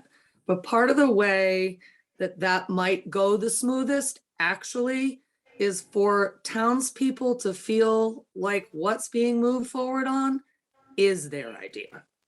So if things that have been on y'all's wish list for years ends up taking precedence over ideas that actually come from town needs, then I'm not sure it's going to be greatly supported. And I understand it's not tax, you know, this is not our budget, this is not the voters' decision necessarily, but it might go a long way to have something that townspeople felt like came from them. And so I think what Phil's saying, that we start with big picture. Let's talk about some silly ideas, but let's have the person chairing those meetings know how to, in a fun idea generating, not stomping out way, to generate ideas. Because though we may not get the exact idea from those big think ideas that night, we might get something that is a really cohesive town focus for another moment. And I think that's important. But on top of that, I want to caution you, in having worked on this kind of stuff before, that you're soliciting ideas in one way only. You're soliciting ideas by show up at a meeting and say your piece, or we end up with listserv chatter, okay? And maybe that's not 100% representative of town. So that isn't the only way to generate ideas. So I want to just throw that out there, that there are other ways to come up with big think ideas, and sometimes the big think ideas do come up with the best ideas, but it's not always generated in a meeting. Does that make sense? You get comfortable with. Thank you, Rebecca. I think that I don't have the patience maybe for this process that I need to have, and so I will choose not to be on a member of the committee, because I am more action focused and not process focused. And to me, this is so overcomplicated. And it's, and I'm not saying I'm right about that. Maybe this is totally necessary. But I think there are just a few things that will fit in the ARPA requirements. And people, I mean, we've seen that on the listserv. People get all kinds of misinformation. And no matter how many ways we try to communicate, it's never transparent enough. And then to have these meetings and say, go ahead, throw out all your ideas. Holy cow, people are going to think those ideas are going to be taken seriously and and I mean taken seriously in that they are doable. And they're not. And I don't want to mislead people who are easily misled as it is, despite all our ways to communicate. So that's why I'm interested in something much tighter, but you know, I will defer to your process and everybody else's ideas that this is the way to go. I don't have it, I just see it as So I think, disastrous. I just want to, I hear you, and I hear what your reaction is just let's get right down to it and put the fence around the projects that we can do and work on those. I think what Dave is saying, and as we chatted back and forth, is that we're relying on the representative from Two Rivers, who is skilled in both handling groups as well as in the requirements of what ARPA has to facilitate the meeting. And it's not going to be you or I or Gordon.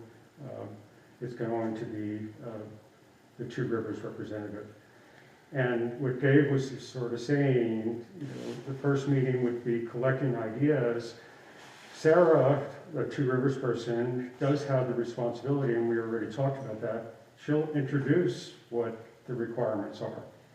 And as the process goes on, she'll further be able to reinforce how we're beginning to sort of bring those projects into the barnyard where we can work on them, as opposed to out across the acreage. I think a good part of the first part of that meeting will be spending time on the 4 categories of expenditures. And, you know, I'll point out, you know, the listserv is a perfect example. We put out the advertisement that this is going to be, you know, a public meeting, and, you know, the conversation went all over the place. You know, and it wasn't until it was like, look, here's places that you can get this information, that people started, you know, actually got some feedback from people that actually started to look at that information. It just helps, you know, instead of having the fireworks, it certainly helps say, okay, look, you know, all of that may be true, we need all of that stuff, but this is what we can spend the money on. Here's a good conversation on the 4 categories that we can expend it on, okay? This is what we can do, you know, going over that with the people so they kind of understand that going into it. People then throwing out ideas as, you know, based upon that knowledge, and then, you know, kind of having that freedom to throw out ideas based upon the education they've gotten from Sarah. And then there'll be, okay, does it, you know, great idea, and then it'll be kind of a comparison to the categories. Does it fit, doesn't fit? Mm-hmm. It appears to fit. You know, we can, you know, further research on, you know, what would be a general cost estimate, what would be a general time frame, and, you know, some priorities to the select board, and kind of whittle that down. Whereas I think that the committee should get, if there's participation, should get kind of a nice little, you know, group of ideas on a tray that says, you know, okay, but you got to carry this forward. Right. And that's what I've been envisioning. Okay. So if I didn't write that, I'm sorry it didn't come through. Are the 4 major categories online at the town website? Are they even finalized yet, Dave? They are, if not, we can put them up. I think they may not be, simply because They're generally finalists, the details that haven't been finalized. I put it in my last email, and in the emails that I put out, it has the 4 categories. I can add that to the list, to the website. Because that's where a lot of people go to find out what's happening in town. You know, there's a lot of negatives now about the listserv. I think it's a good thing, but there's a lot of negativity in the air about the listserv, so. It's almost like 3/4. You did a good thing when you said, let's have a meeting to try to explain everything. You know, we're sheep, we need some explanation in order to find the path we want to take. But that's the purpose of the first meeting, Yeah. is to get the explanation. Well, I hope there's attendance. We've suffered from lacks of attendance. I'm sorry, I'm being a kind of a pessimist, but I hope it works.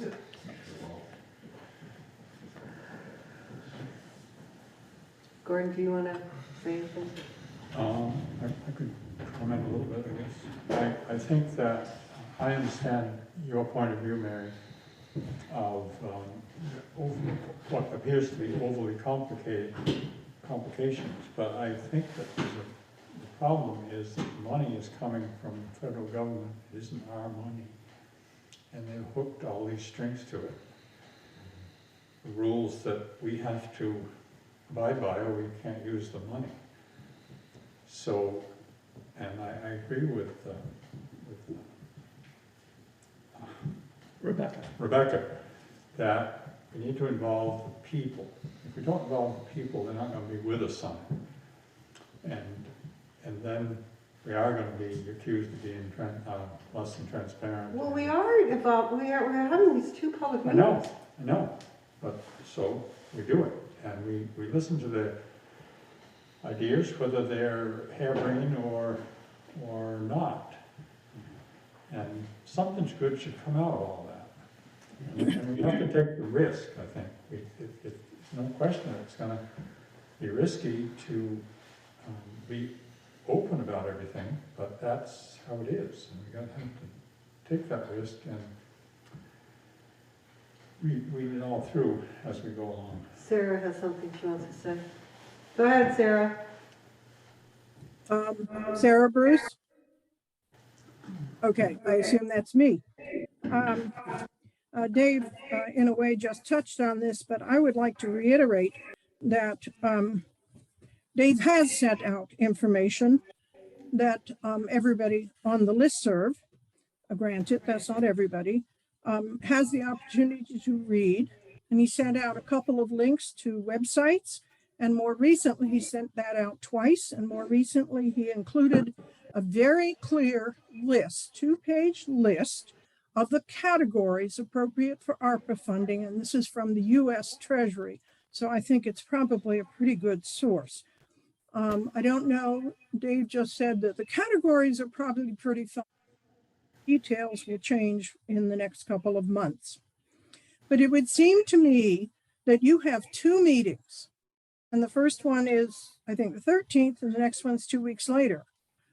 I think it has to be clear. And Dave has, in my opinion, very much tried to make this clear that this is what you have to come up with ideas about based on this information he's handed out. So you can make the first meeting pretty ideas from which a good idea might develop. And it's meeting when you really start to focus in with the public. And that, as I understand it, is before you set up your committee. So that was my comment. And I do have one question, and that is, will these 2 ARPA money public meetings be webinars or Zoom calls? The difference is that on a Zoom call, you know who else is there and you can see everybody, and makes it a lot more participatory. Thank you. They're going to be Zoom or Team? Which one is it? These are actually Two Rivers is Zoom, so I can't vouch 100% as to whether it will be the webinar type or just the open type at the moment. They have been running their meetings much like this. So I think that, I can't answer that, Sarah, off the top of my head at the moment. I'll have to get some further info. Brian? I do recall Sarah mentioning that it will be Zoom, and either herself or somebody else from Two Rivers will be monitoring the screen to make sure that people who are accessing it remotely can contribute. So I'm pretty sure it's going to be just like this style of meeting where people can. Right, and Brian, help me with this. We're talking about using public domain, either one of the Google Suite tools to allow the notes to be captured, so the general public can be also see those notes Correct. in real time. Yep, she mentioned using Google Docs so that people can see the document as people make suggestions, and she edits that document. She can, people can see it live. Yep. So it will be interactive, from what I recall her saying. An interesting question is, has she been to other towns to do a dry run on their behalf before she does it with Hartland? We should suggest that, practice on somebody else. Yeah, go practice. Yeah. Well, okay, so I'd like to entertain a motion. I guess I do want to touch on one other kind of sensitive subject, Phil, that you kind of danced around a little bit. So the management responsibilities you've got is kind of an open discussion here. Even if we hire an outside project manager, the town manager, the oversight of contracts, personnel, spending of town money, et cetera, falls under town manager form of government.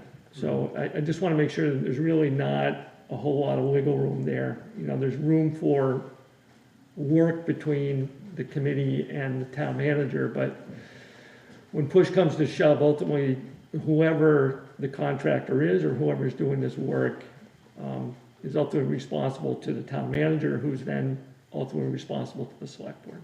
Sure, and Gordon highlighted the other aspect of what you're saying, Dave, is the fiscal aspect. There are government requirements for how do we account for the expenditure of the monies. So we have to make sure that that's in sync as well.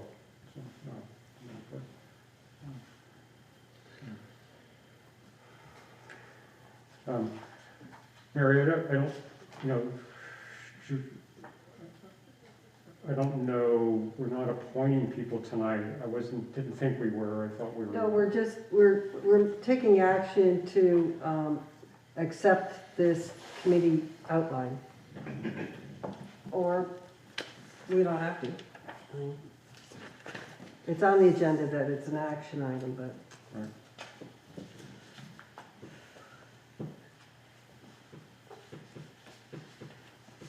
Guidance? God, I'd hate to put this on another agenda. No, Enough is we're enough, doing it but, tonight. Technically, you could tweak it and it could be on the 18th meeting, but, you know, I think that at the end of the day, I know Sarah wants something in writing, but I think that the select board has a pretty good idea what you would like this committee to do.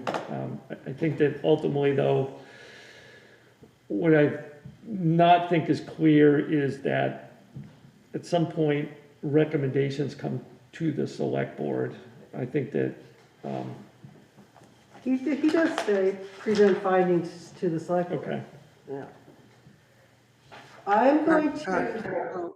Mary, Yes, Martha.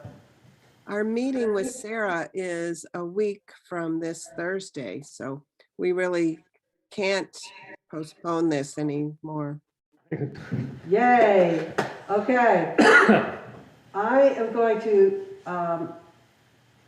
ask for a motion, and I'd love to hear one anytime now. I'm the author here, so I'm staying Okay, away from it. so that, Martha, I think you should unmute yourself. Make a motion. Unleash yourself. Oh, I make a motion that we accept Phil's committee outline so that we can move forward and be ready for the first community meeting. The ARPA committee outline as presented. Is that acceptable, Martha? That sounds good. Okay, a second. No, I'll second. Thank you. All in favor? Aye. Aye. All right, thank you. Mary, you just, we need to know who Chuck is. Chuck, is that Chuck Fenton? Do we know that for sure? May want to unmute Chuck. Chuck, can you identify yourself?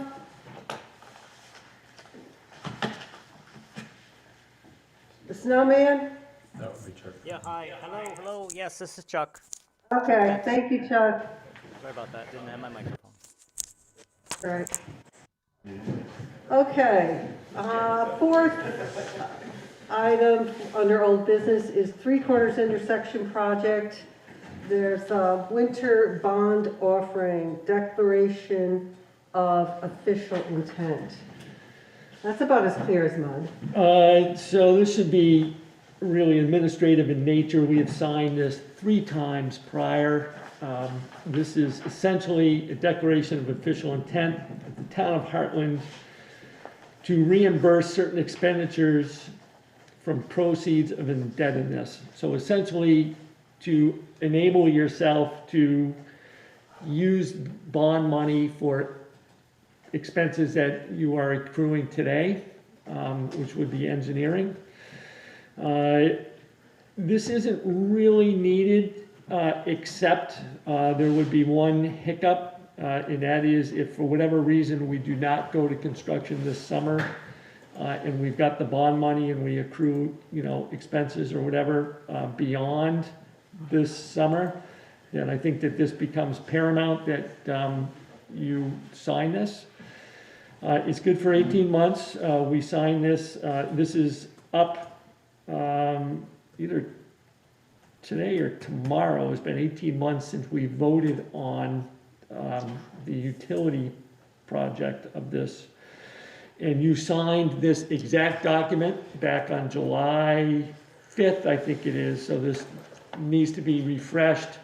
Again, if we go to construction this summer, this is somewhat of a moot point, but it's kind of a conservative action to take so that if for whatever reason, we bond, we borrow, and we accrue expenses beyond the summertime, then I think that it's just good that you haven't let a gap occur between, again, this runs out, it's good for 18 months, it runs out January 5th.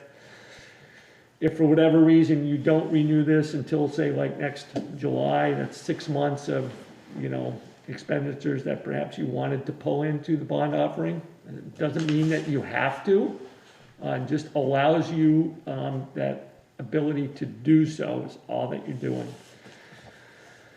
I'm glad that you explained that because I'll tell you this, whoever wrote this has not gone to the school of transparency. This has got to be the driest form of law. I think Paul Giuliani is like the king of bond law over at Pember Piper over in Montpelier. But what I'd be looking for is a motion to adopt, and then you can see the signature is actually for the town clerk. So authorizing. He will sign tomorrow noting that you have adopted this evening.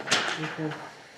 So I'm looking for a motion to adopt the declaration of official intent of the town of Hartland to reimburse certain expenditures from proceeds of indebtedness.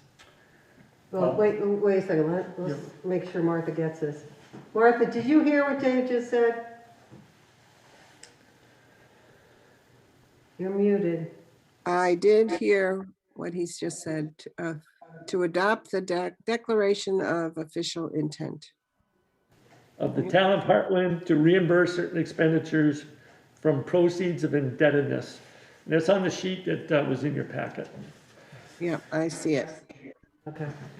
Would someone like to make that motion? Just a question, is there a date on this that we can refer to? The date of the minutes, I think will January 3rd. suffice. Yep. Okay. So I'll make the motion to do what we just said as of the document dated January 3rd, 2022.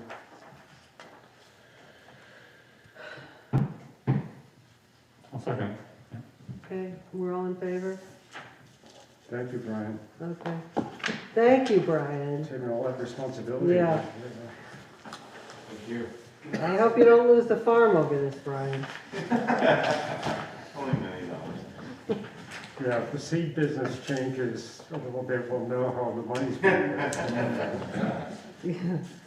Okay, so now we're on to new business. We've already done the select board appointments, discussion.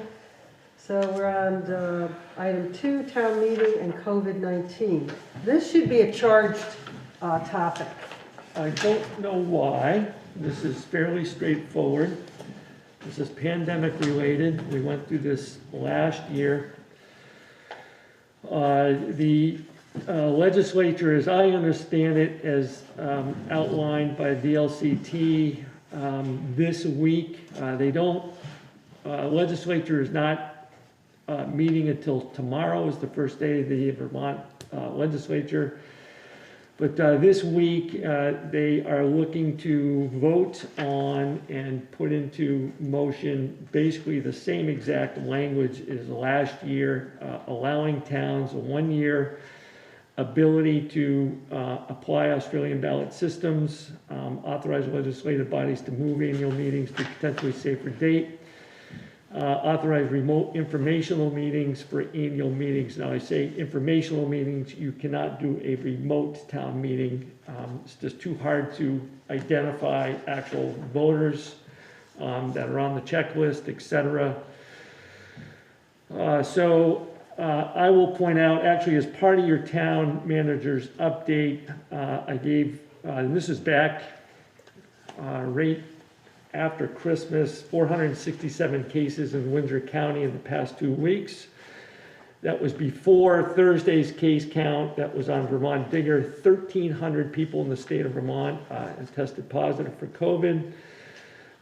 That is, whether or not it's a little bit more mild of symptoms or whether it is creating issues in the state hospitals, it's an extremely high number. Last year at this time, we were experiencing in the higher 200s. The mid 300s was the highest numbers I think that we reached. Again, this was in mid-January, but it certainly went through into May. We are experiencing, long story short, 2 years into this, we're still kind of at the same place.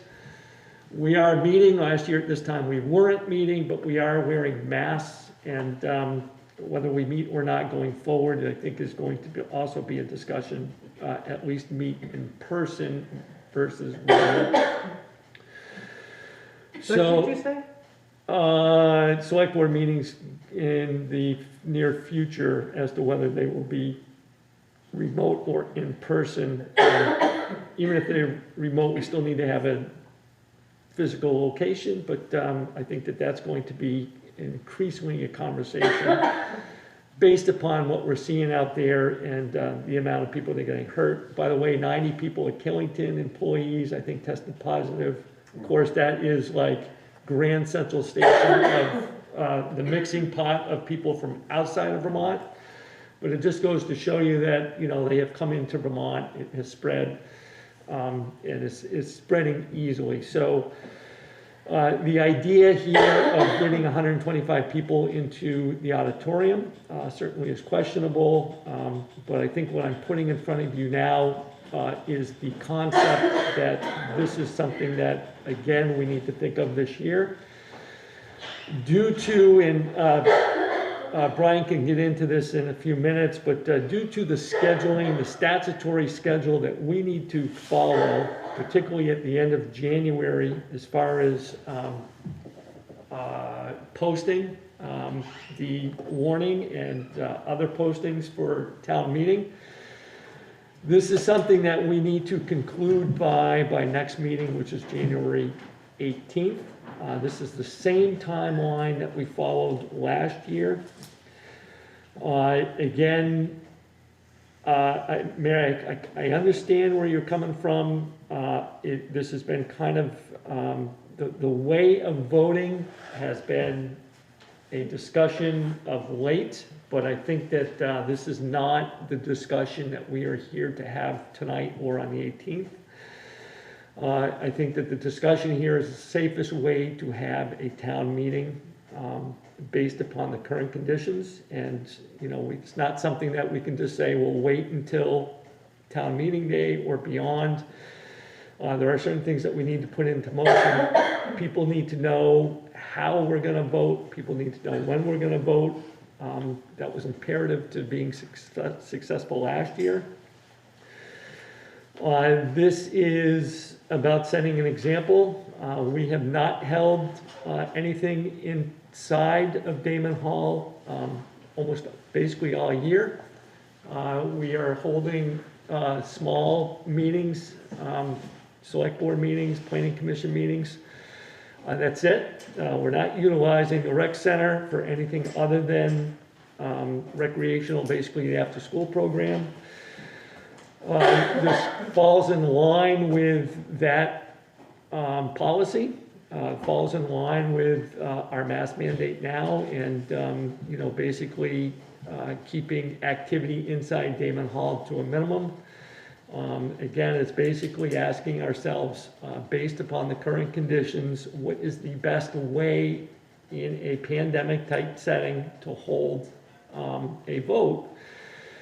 And I will just say that I think last year, and again, I won't try and sway between one way or another, but I will indicate that the mail-in balloting was extremely successful in keeping people away from Damon Hall, whether that would be to come in to vote by Australian ballot or a town meeting type setting. People were able to do it from home. We have set up the drop box. We've been through this system. Again, what I don't want this to unfortunately divulge into is, you know, Australian ballot versus town meeting. That's not what we're here to do. It's simply to ask ourselves, look, you know, numbers are actually higher than last year. And, you know, what is the best way to hold a vote given the circumstances that exist today? And I think that we've had a clear path from last year as to something that works, something that keeps people at home, something that they can vote and be a part of, and not come into Damon Hall and interact with others, or if they do, it's kind of on a minimal basis. The only thing I would recommend, other than what we did last year, is I would shoot to keep the same town meeting day of March 1st. It was difficult last year to put things off until May 3rd from an operations point of view. And if the budget does fail, that's a very tight window, but we do have paving that we need to set up. We need to know what that budget is and other things. I think Windsor, Hartford did mail-in balloting last year, but still kept the town meeting date. I think that's feasible, provided that we're successful in getting the word out that this is what we're going to do. This is how it's going to happen. And, you know, last year we sent a mailer out in early February, said, look, it's going to be by Australian ballot. And then we sent out, you know, we said, look, the Australian ballot, or the mail-in ballot is coming to you around this time.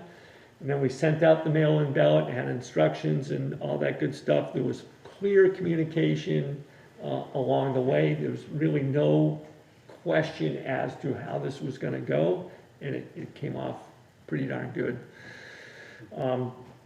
I think that gauging the department heads, I think that the staff feels very comfortable or more comfortable with a setting where we have less, not more people in Damon Hall, and kind of continue what we've been doing and what we've set out to do as far as an example goes for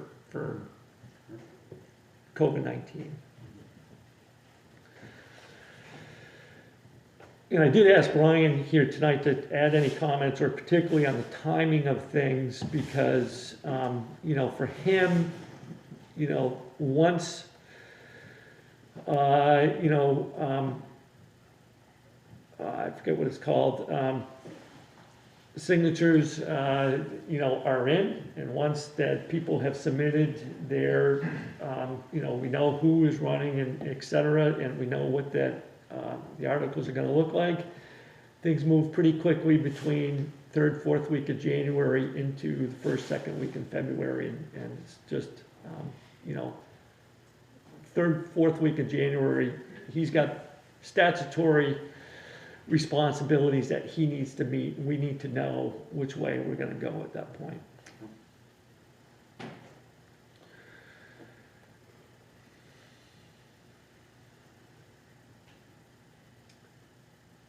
Well, I'll ask a couple questions, Dave.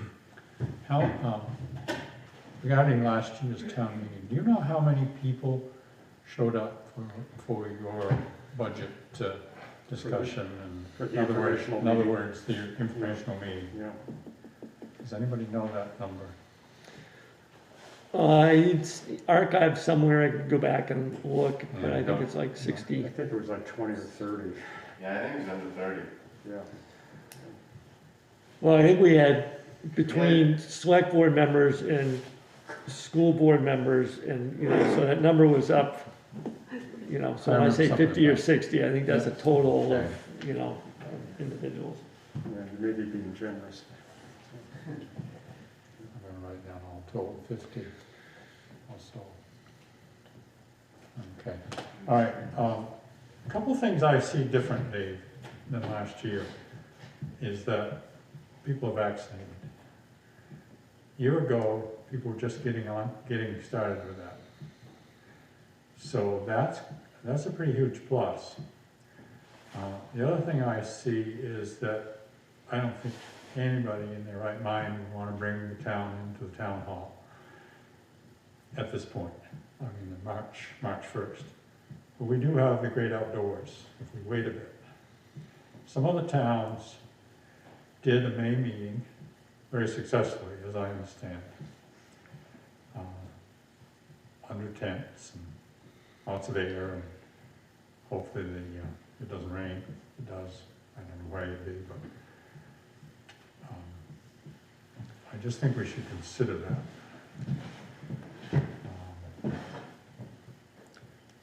I think there may have been one town that did that. It's, you know, we kind of ruled it out last year. It's not an easy process. You got, Brian's still got to do, you know, I think he still have to do Australian ballot. We still have to do Australian. Yeah, I'd like to hear your comments, Brian. And particularly with the timing, if we were to delay town meeting till May 1st, say, instead of March 1st, what kind of a If problem? I may, I'd like to give you my proposal. So, my name is Brian Stroffolino, I'm the town clerk, and as the elected official that's responsible for managing and facilitating the elections, I would like to propose that we do make the decision, barring that legislation passes, to go to Australian ballot on March 1st, and just take care of business.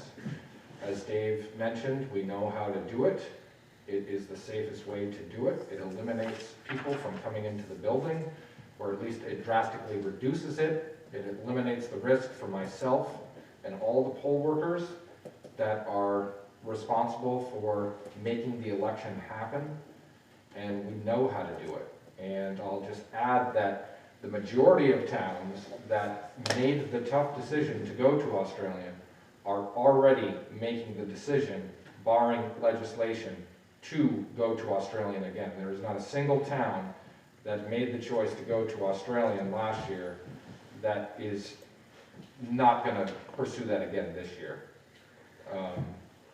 So it's my recommendation that we, as hard as it is, we make the choice to go to Australian and handle business on March 1st and put this behind us and move forward. So to answer your question, which was with regards to the timing, essentially all the timing would shift based on when we choose to hold town meeting. So it would depend on when you decided to make that choice.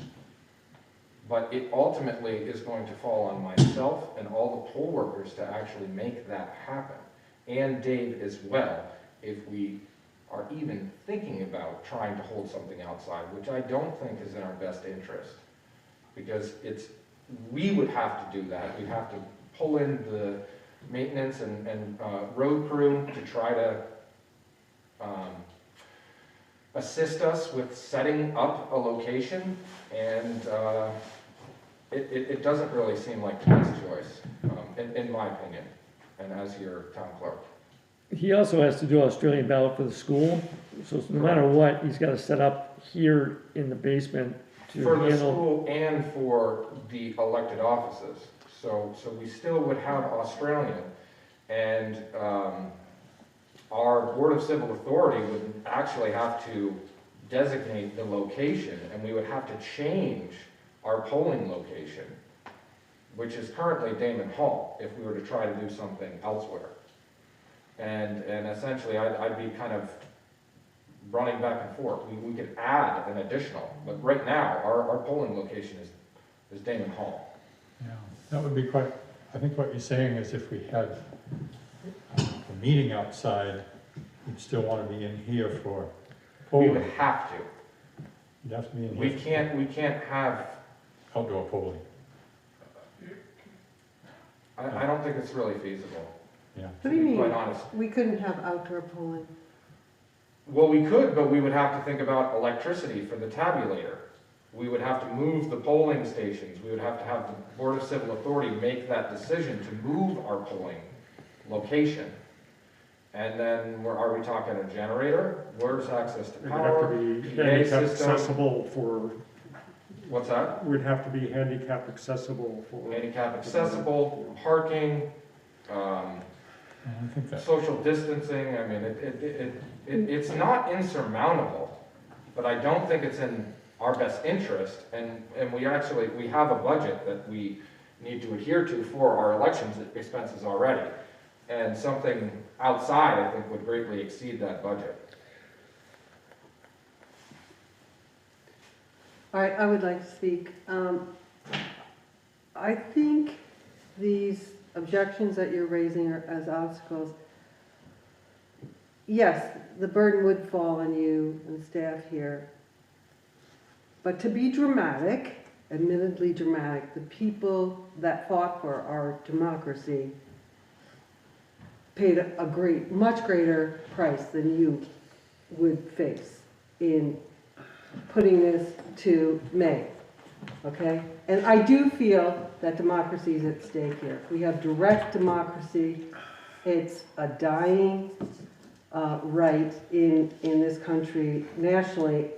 I mean, so right here in Vermont, we have something exceedingly unique and special and precious. And it's up to all of us here to safeguard that. And it's not just about doing business, okay? That's one aspect of town meeting. The main thing is direct democracy. And if you were to come from some other place, hold on, Dave, you would realize, as I realized when I moved here, and many other people, and they first interact at a town meeting, how spectacular it is, how unique, as I said, and there is not this opportunity anywhere else. And if we don't overcome these difficulties and maintain this, it's going to go the way of the dinosaur, and we're not going to get back. And you've heard me say this before. And I know that it is a burden for you, but the people who established this democracy paid a much, much greater burden. And people have been doing that, people in the military and their families, for centuries. And this is a small thing that we are being asked to do. So I would like all of us to consider that, okay? It's not just about business. I didn't ever once say that it was a burden, number one, and I'm not entirely sure how Australian ballot is not a form of democracy.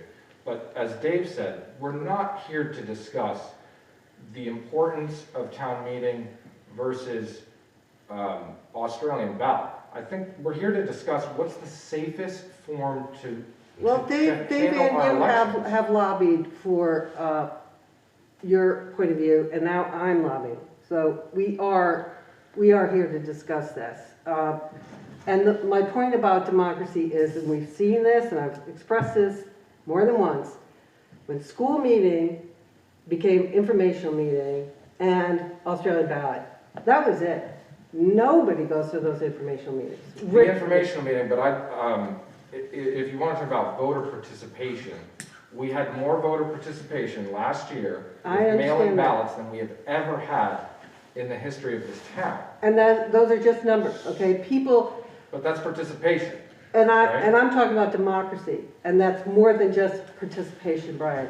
It's about communication with one another in person, okay? Sure. Where you have a chance to change one another's minds. When you show up for Australian ballot, people pretty much know how they're going to vote. There's no exchange of information. There's no exchange of ideas. It's just, I'm going in, I'm doing my civic duty. And a lot of times, people don't know even who they're voting for. But they think it's enough to show up to vote on Australian ballot. Democracy is way more than going in and, circling these little circles, or filling in the circles. It's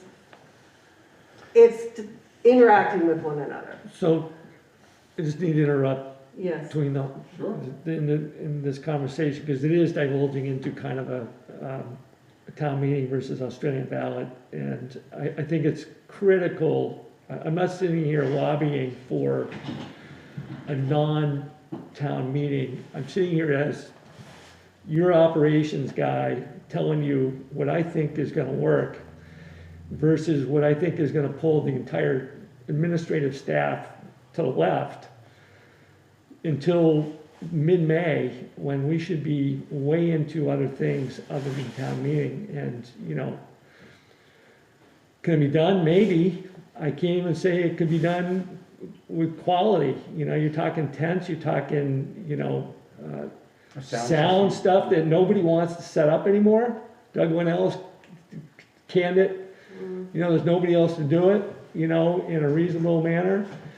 We need the electricity. You got to get people in and out. It may or may not rain. It may be beautiful. It may not be. I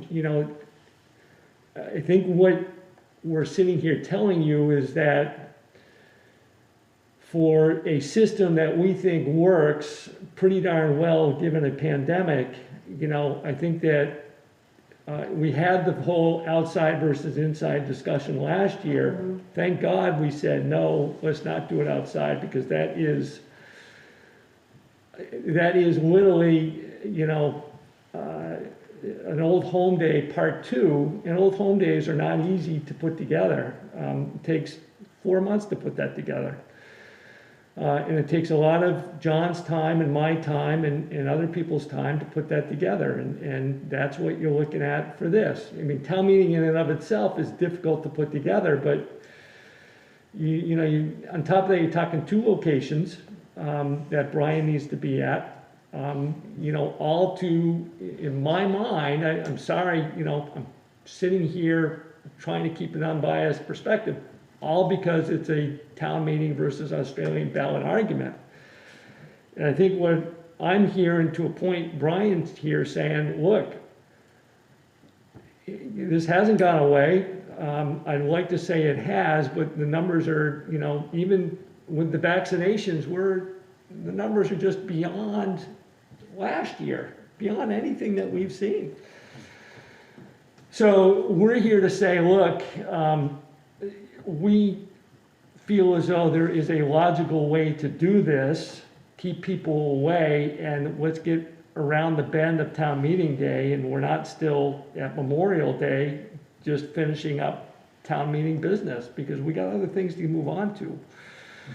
I understand this one issue is a hot button issue, but the town encompasses a lot of different things, and believe me, come May, we're on to other things. We're on to payment, we're on to budgetary things, and the window was very tight last year, and by the time May came, the 3 to 4 week turnaround to re-vote on a budget that gets shot down, particularly if it's the school, is just a difficult nut to crack. And I think that, you know, I am looking at this from an operations point of view. I'm not as passionate, Mary, as you are, but at the end of the day, I'm coming at this and saying, look, let's not get into this one type of voting versus the other. You know, I'd love to be back where we're at. I'd love to have no masks. I'd love to have no pandemic. And I'd love to be sitting at a table up at town meeting and giving a budget presentation and going to Harpoon afterwards and enjoying myself. But that's not where we're at. Well, let's ring the bell, the death knell bell of democracy in Hartland, because that's what's going to happen, because it's already happened. Jim, go ahead. Yeah, so just public comment. So, you know, if you guys could predict the future, you could make a really, really good decision right now.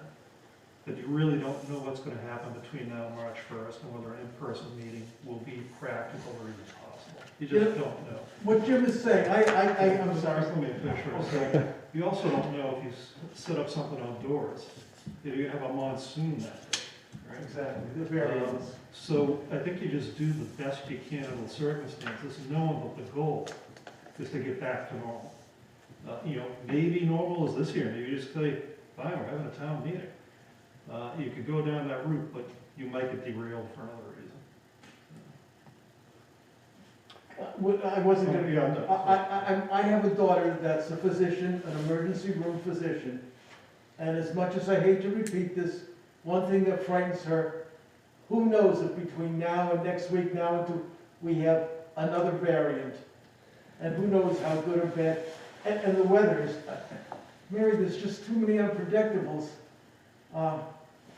The predictable factor here is that people will look at the numbers, oh, 900 people voted, 900 people voted this coming year, and then why have town meeting? I don't think that, I think we all miss town meeting. I truly think miss. there's a social aspect to it too. It is a social aspect. Go ahead, Phil. Thank you. You know, January 6th is happening Thursday. And I read a daily column from Heather Cox Richardson, who really talks about how frail our democracy is nationally right now. But that's not the topic. But I think we're all conscious of democracy, and the only thing we can control comes down to ultimately what we're doing here tonight. Mary, we made a decision as a select board to stick with town meeting recently. I mean, your colleagues all agreed that we were not going to vary from our forever pushing the concept of a town meeting. But I think putting those two things aside, and using the word that Dave used, this is an operational decision based on best health practices at this point. Our environment is scary right now. I mean, those numbers are, who on the 1st of November would ever have predicted that this thing that was happening over in another continent would now be kind of putting so many Vermonters in the hospital or testing positive. So I think, to me, it's a very simple decision that we go to an informational meeting before March 1st. We have Australian ballot on March 1st, and hopefully the school would be in sync with the town so we could do a joint informational meeting. And I don't want to go down the road of saying this is the end. I understand your concern, but I do feel that this is simply a decision for now and not a decision for next year as well. Well, it's setting precedent. Well, hopefully COVID is not setting a precedent. COVID is controlling us now. All right? This is not a decision that's being made because we want to go to Australian ballot. It's a decision that we're making based on the health of our community. But people will say next year, well, last year we had over 900 people voting, and you know, the participation was great, and so why aren't we keeping doing that? So we've had 2 people say that. And here we still are. I mean, we would still be having, to my knowledge, town meeting on March 1st if it was not for the pandemic and this discussion. So. Do you agree with that? Well, I would just add that your fear of setting a precedent, the democracy that you wish to hold on to would ultimately make the decision. So in the event that there were people that, you know, thought, oh, this is great, we want this, there's still a process that needs to happen. By you folks making the decision, and in my opinion, the best decision to do what we did last year, but to stick with March 1st, it's only making a decision, again, for just this year. And in the event that the town wanted to pursue Australian ballot, we had this discussion with Anna, it would need to be an article, and it would need to be voted on the floor. So I think if people want town meeting, they will vote to continue to have town meeting when we can safely have it. If people don't want to have town meeting and they want to discontinue that, they will have to make that decision when it's safe to make that decision. Right now, I don't feel that it is safe to make that sort of decision. But that's not what we're talking about. We're just talking about what is the best choice right now to keep our residents safe, to keep our poll workers safe. All right, but it is disingenuous to pretend that this precedent won't affect the future decision. It could, but that's not what we're talking about. I mean, you've already done it once, right? So the thought's already out there in people's minds. But it is what we're talking about. So are there 2 people? Mary, it's not. We're talking about what's the best decision to hold an election in a pandemic. Right, we're not talking about a bigger picture. I understand your anxiety, and it's very real. I mean, you're living it. We can physically see how disturbed you are right now. Well, but that's upset. not, I don't know about sort of, disturbed, but I'm sorry? go ahead. Yeah. That's not, that, as Brian is saying, that's not what the decision at hand is right now. The decision is a very practical, in my humble opinion. Do we do what is safe from a medical perspective for our community and move the town meeting to a virtual meeting for information, and then vote by Australian ballot on the traditional Tuesday, March 1st? Is there anybody online who wants to weigh in? 3 hands are up. Okay, 3 hands are up. You want to unmute somebody? Hi, this is Helen.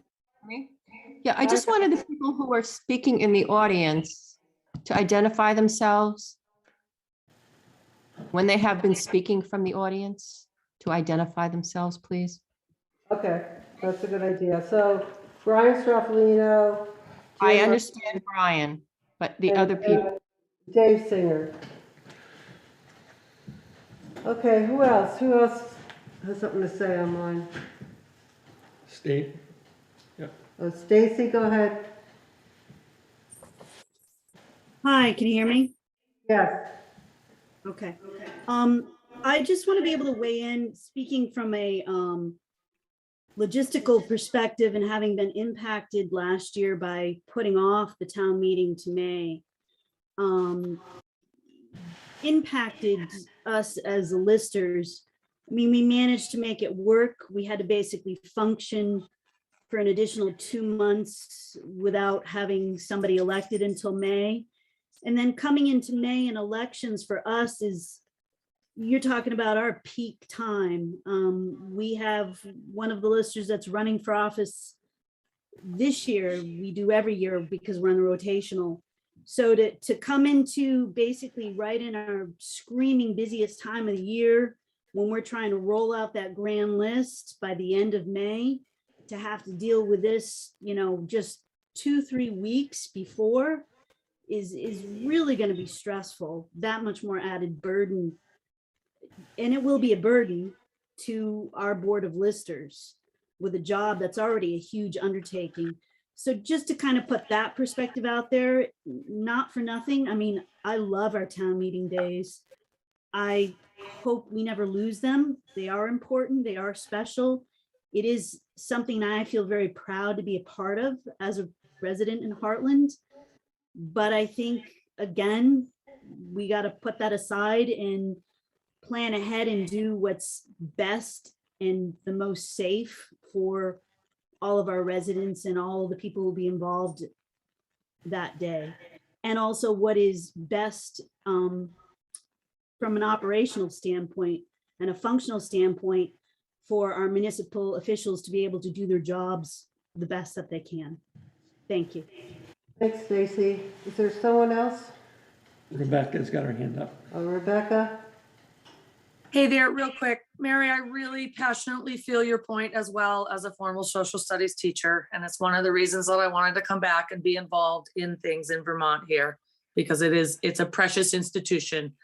And I think there's a little piece of me sitting out here that's hearing some agreement in the room, maybe that you don't hear, in that I think I think you're all in agreement, don't delay. And it didn't make it feel particularly relevant when it was 5 months later. And then we still didn't do it in person. Okay, so if that's going to be a possibility, again, don't delay, don't delay, don't delay. But at the same time, the informational meeting doesn't feel like real participation. I totally agree with that. It kind of felt like, well, half town's already mailed their ballots in already. And I understand from Brian's perspective that we can't meet the state balloting voting deadline and probably back a meeting up any further. In a perfect world, a town meeting that was interactive would be what finalized the warrant, and then you could mail it out. And then really you'd almost have a hybrid situation that solved the need to get voting. You'd increase participation, but you'd also perhaps have real participation. We probably can't do that this year. I get it. But in the same respect, we're facing this at the church too, and Martha knows that, and everybody else probably knows that.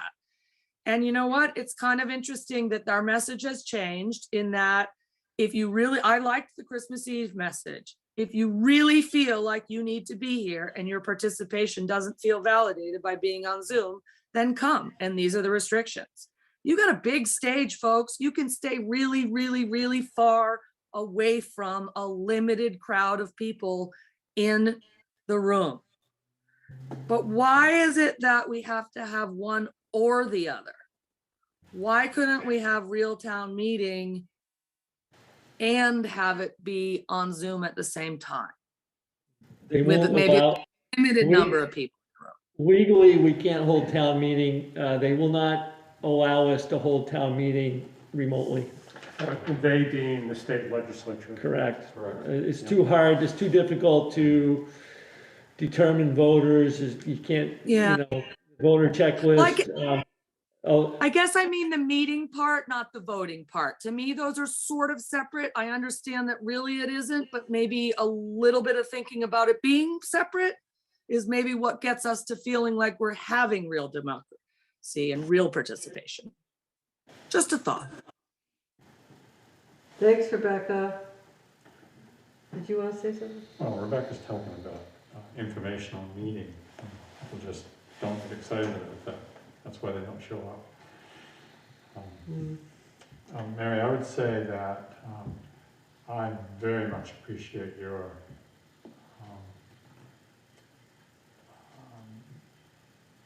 enthusiasm, airing or explaining in great detail your passion for town meeting, and I also share the same.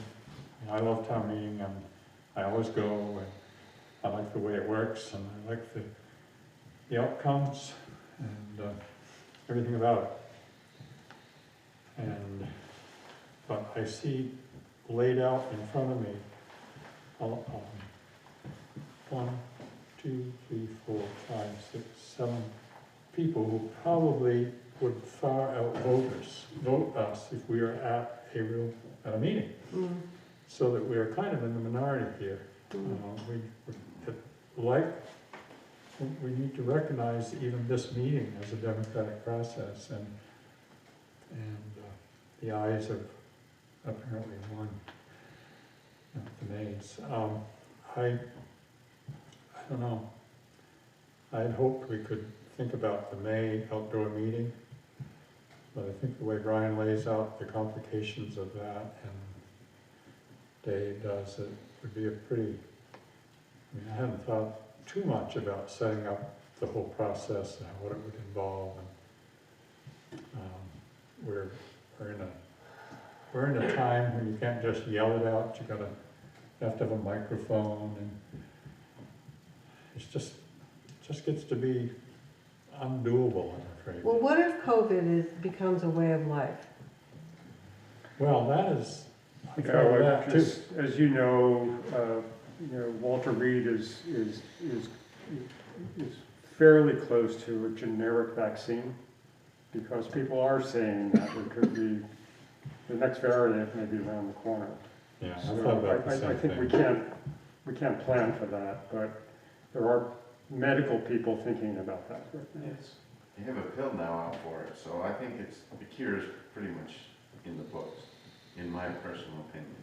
Yeah, unfortunately, there's probably another disease coming along that's going to be quite a lot different, maybe worse, who knows. And maybe we're on the road to herd immunity. I would love to hope we are. Honestly, I really would love to hope we're on the road to herd immunity.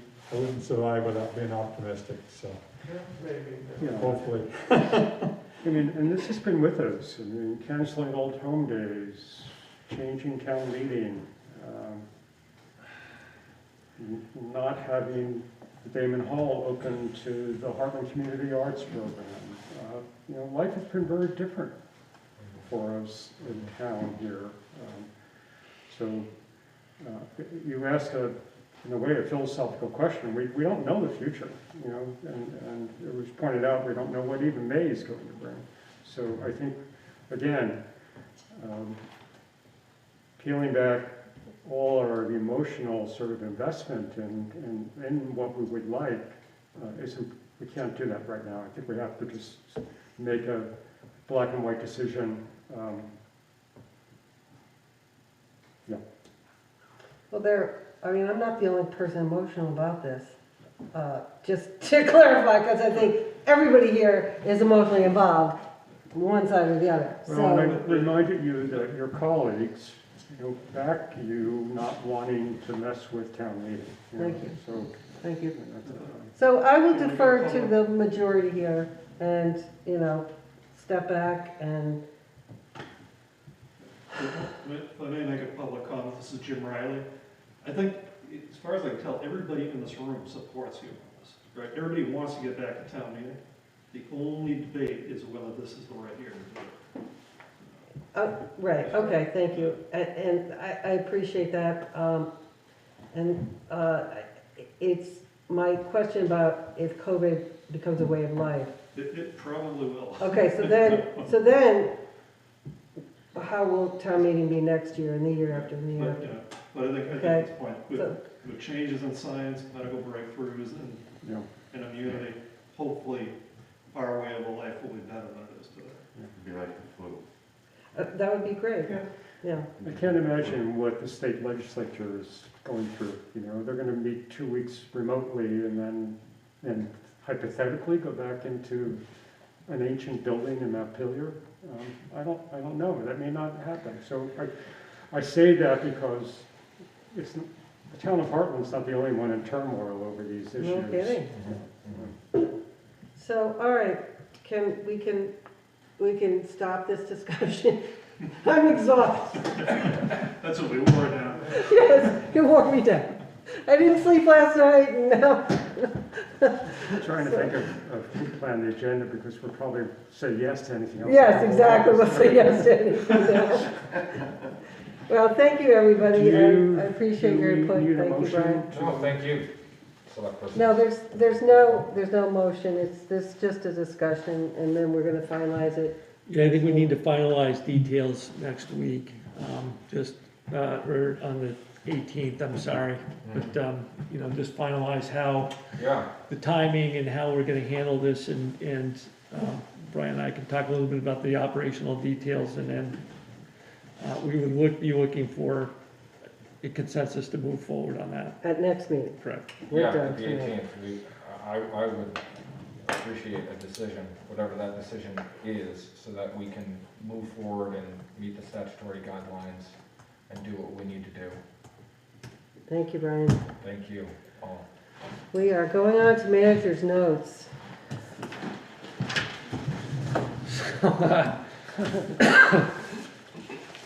I may come back to the first one, COVID-19, but for now I'll leave it. Please don't, please.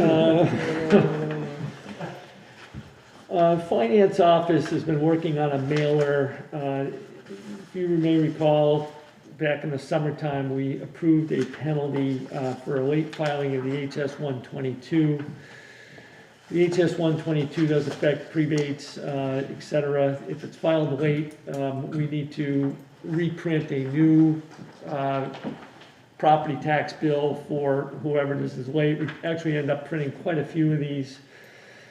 Back when we approved this, Curtis was pretty adamant that we send out a mailer, notify the people in some way. So we've been, look for that to go out next week. So you will be getting that 8% penalty if you file a late HS 122. That will be not this year, but the following year. 8%? Yeah, correct. Will be on the 22-23 tax bill, correct. Yep, the one we send out. And that was, what is that 8% of? 8% on the school portion of the tax bill. And is that for everyone or those that expect to get a predate? That's for anybody that files their HS 122 after April 15th. Whether they qualify for a prebate or not? That's correct. Okay. Thank you, Martin Dole. You're welcome. Didn't announce yourself. Okay, go ahead. Public hearing Wednesday night, planning commission on their town plan update. That will come to the select board at some point soon thereafter.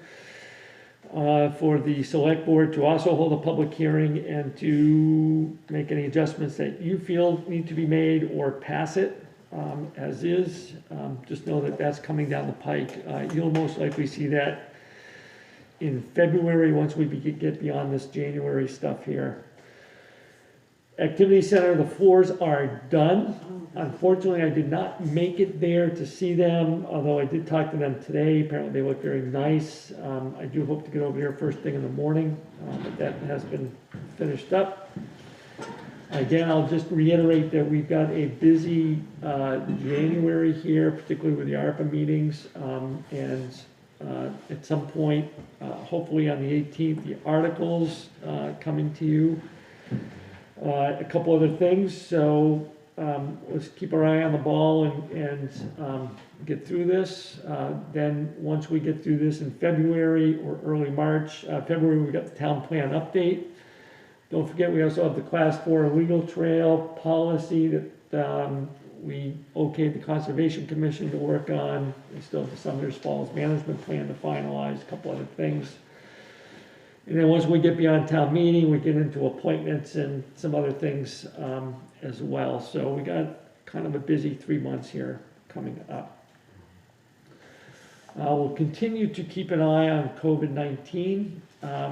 Other towns have gone. We are still meeting in person. I think this meeting went pretty well. We were able to space.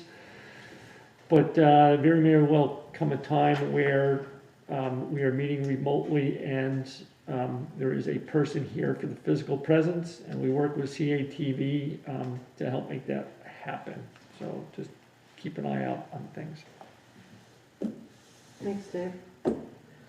Anybody have questions for Dave? Yeah. On about About the Mill Street problem there.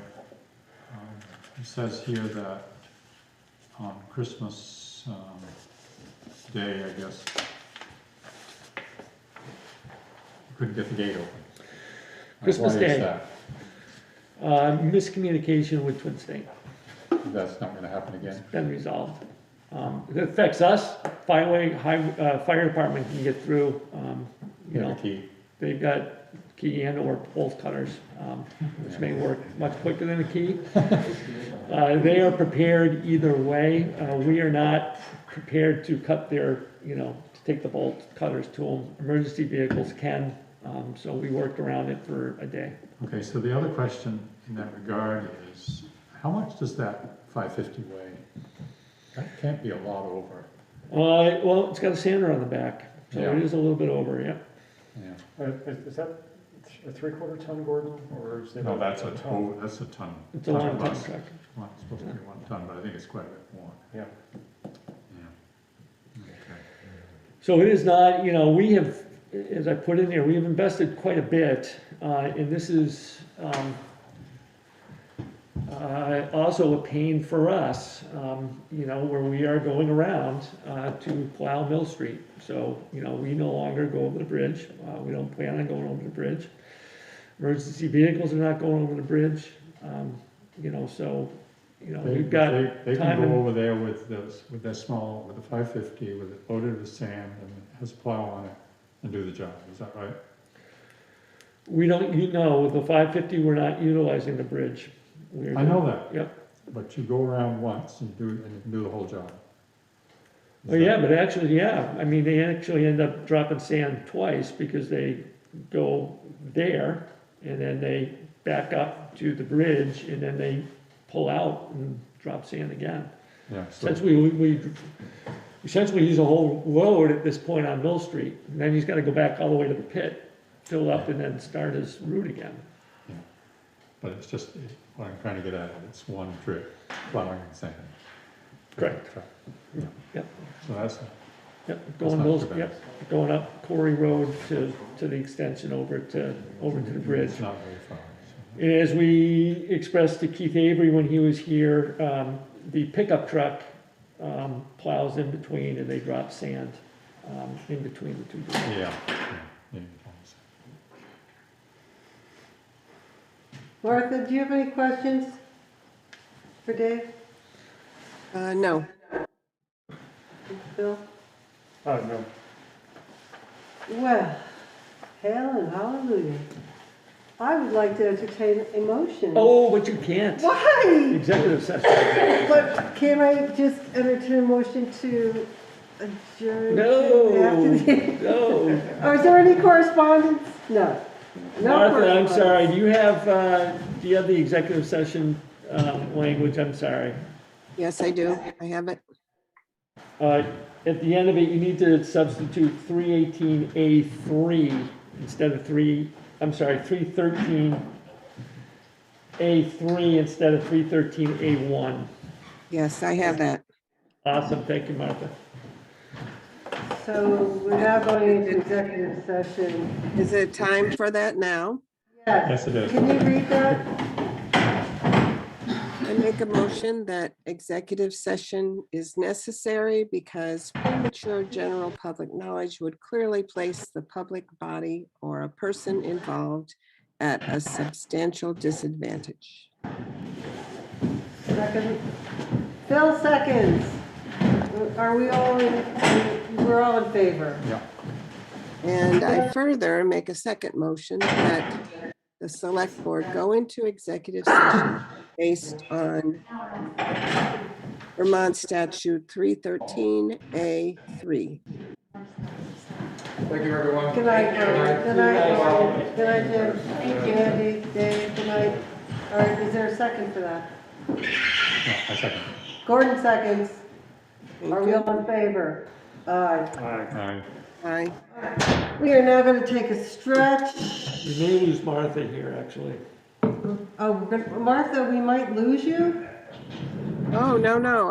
I want to be part of this discussion. No, I know, Dave's saying something. So, hold on, can I keep her still if you disappear? Yeah, if I stop here, you should be able to keep going. I can keep her still? I think so. Okay. Let me, try this and see if it. So Martha, I think that,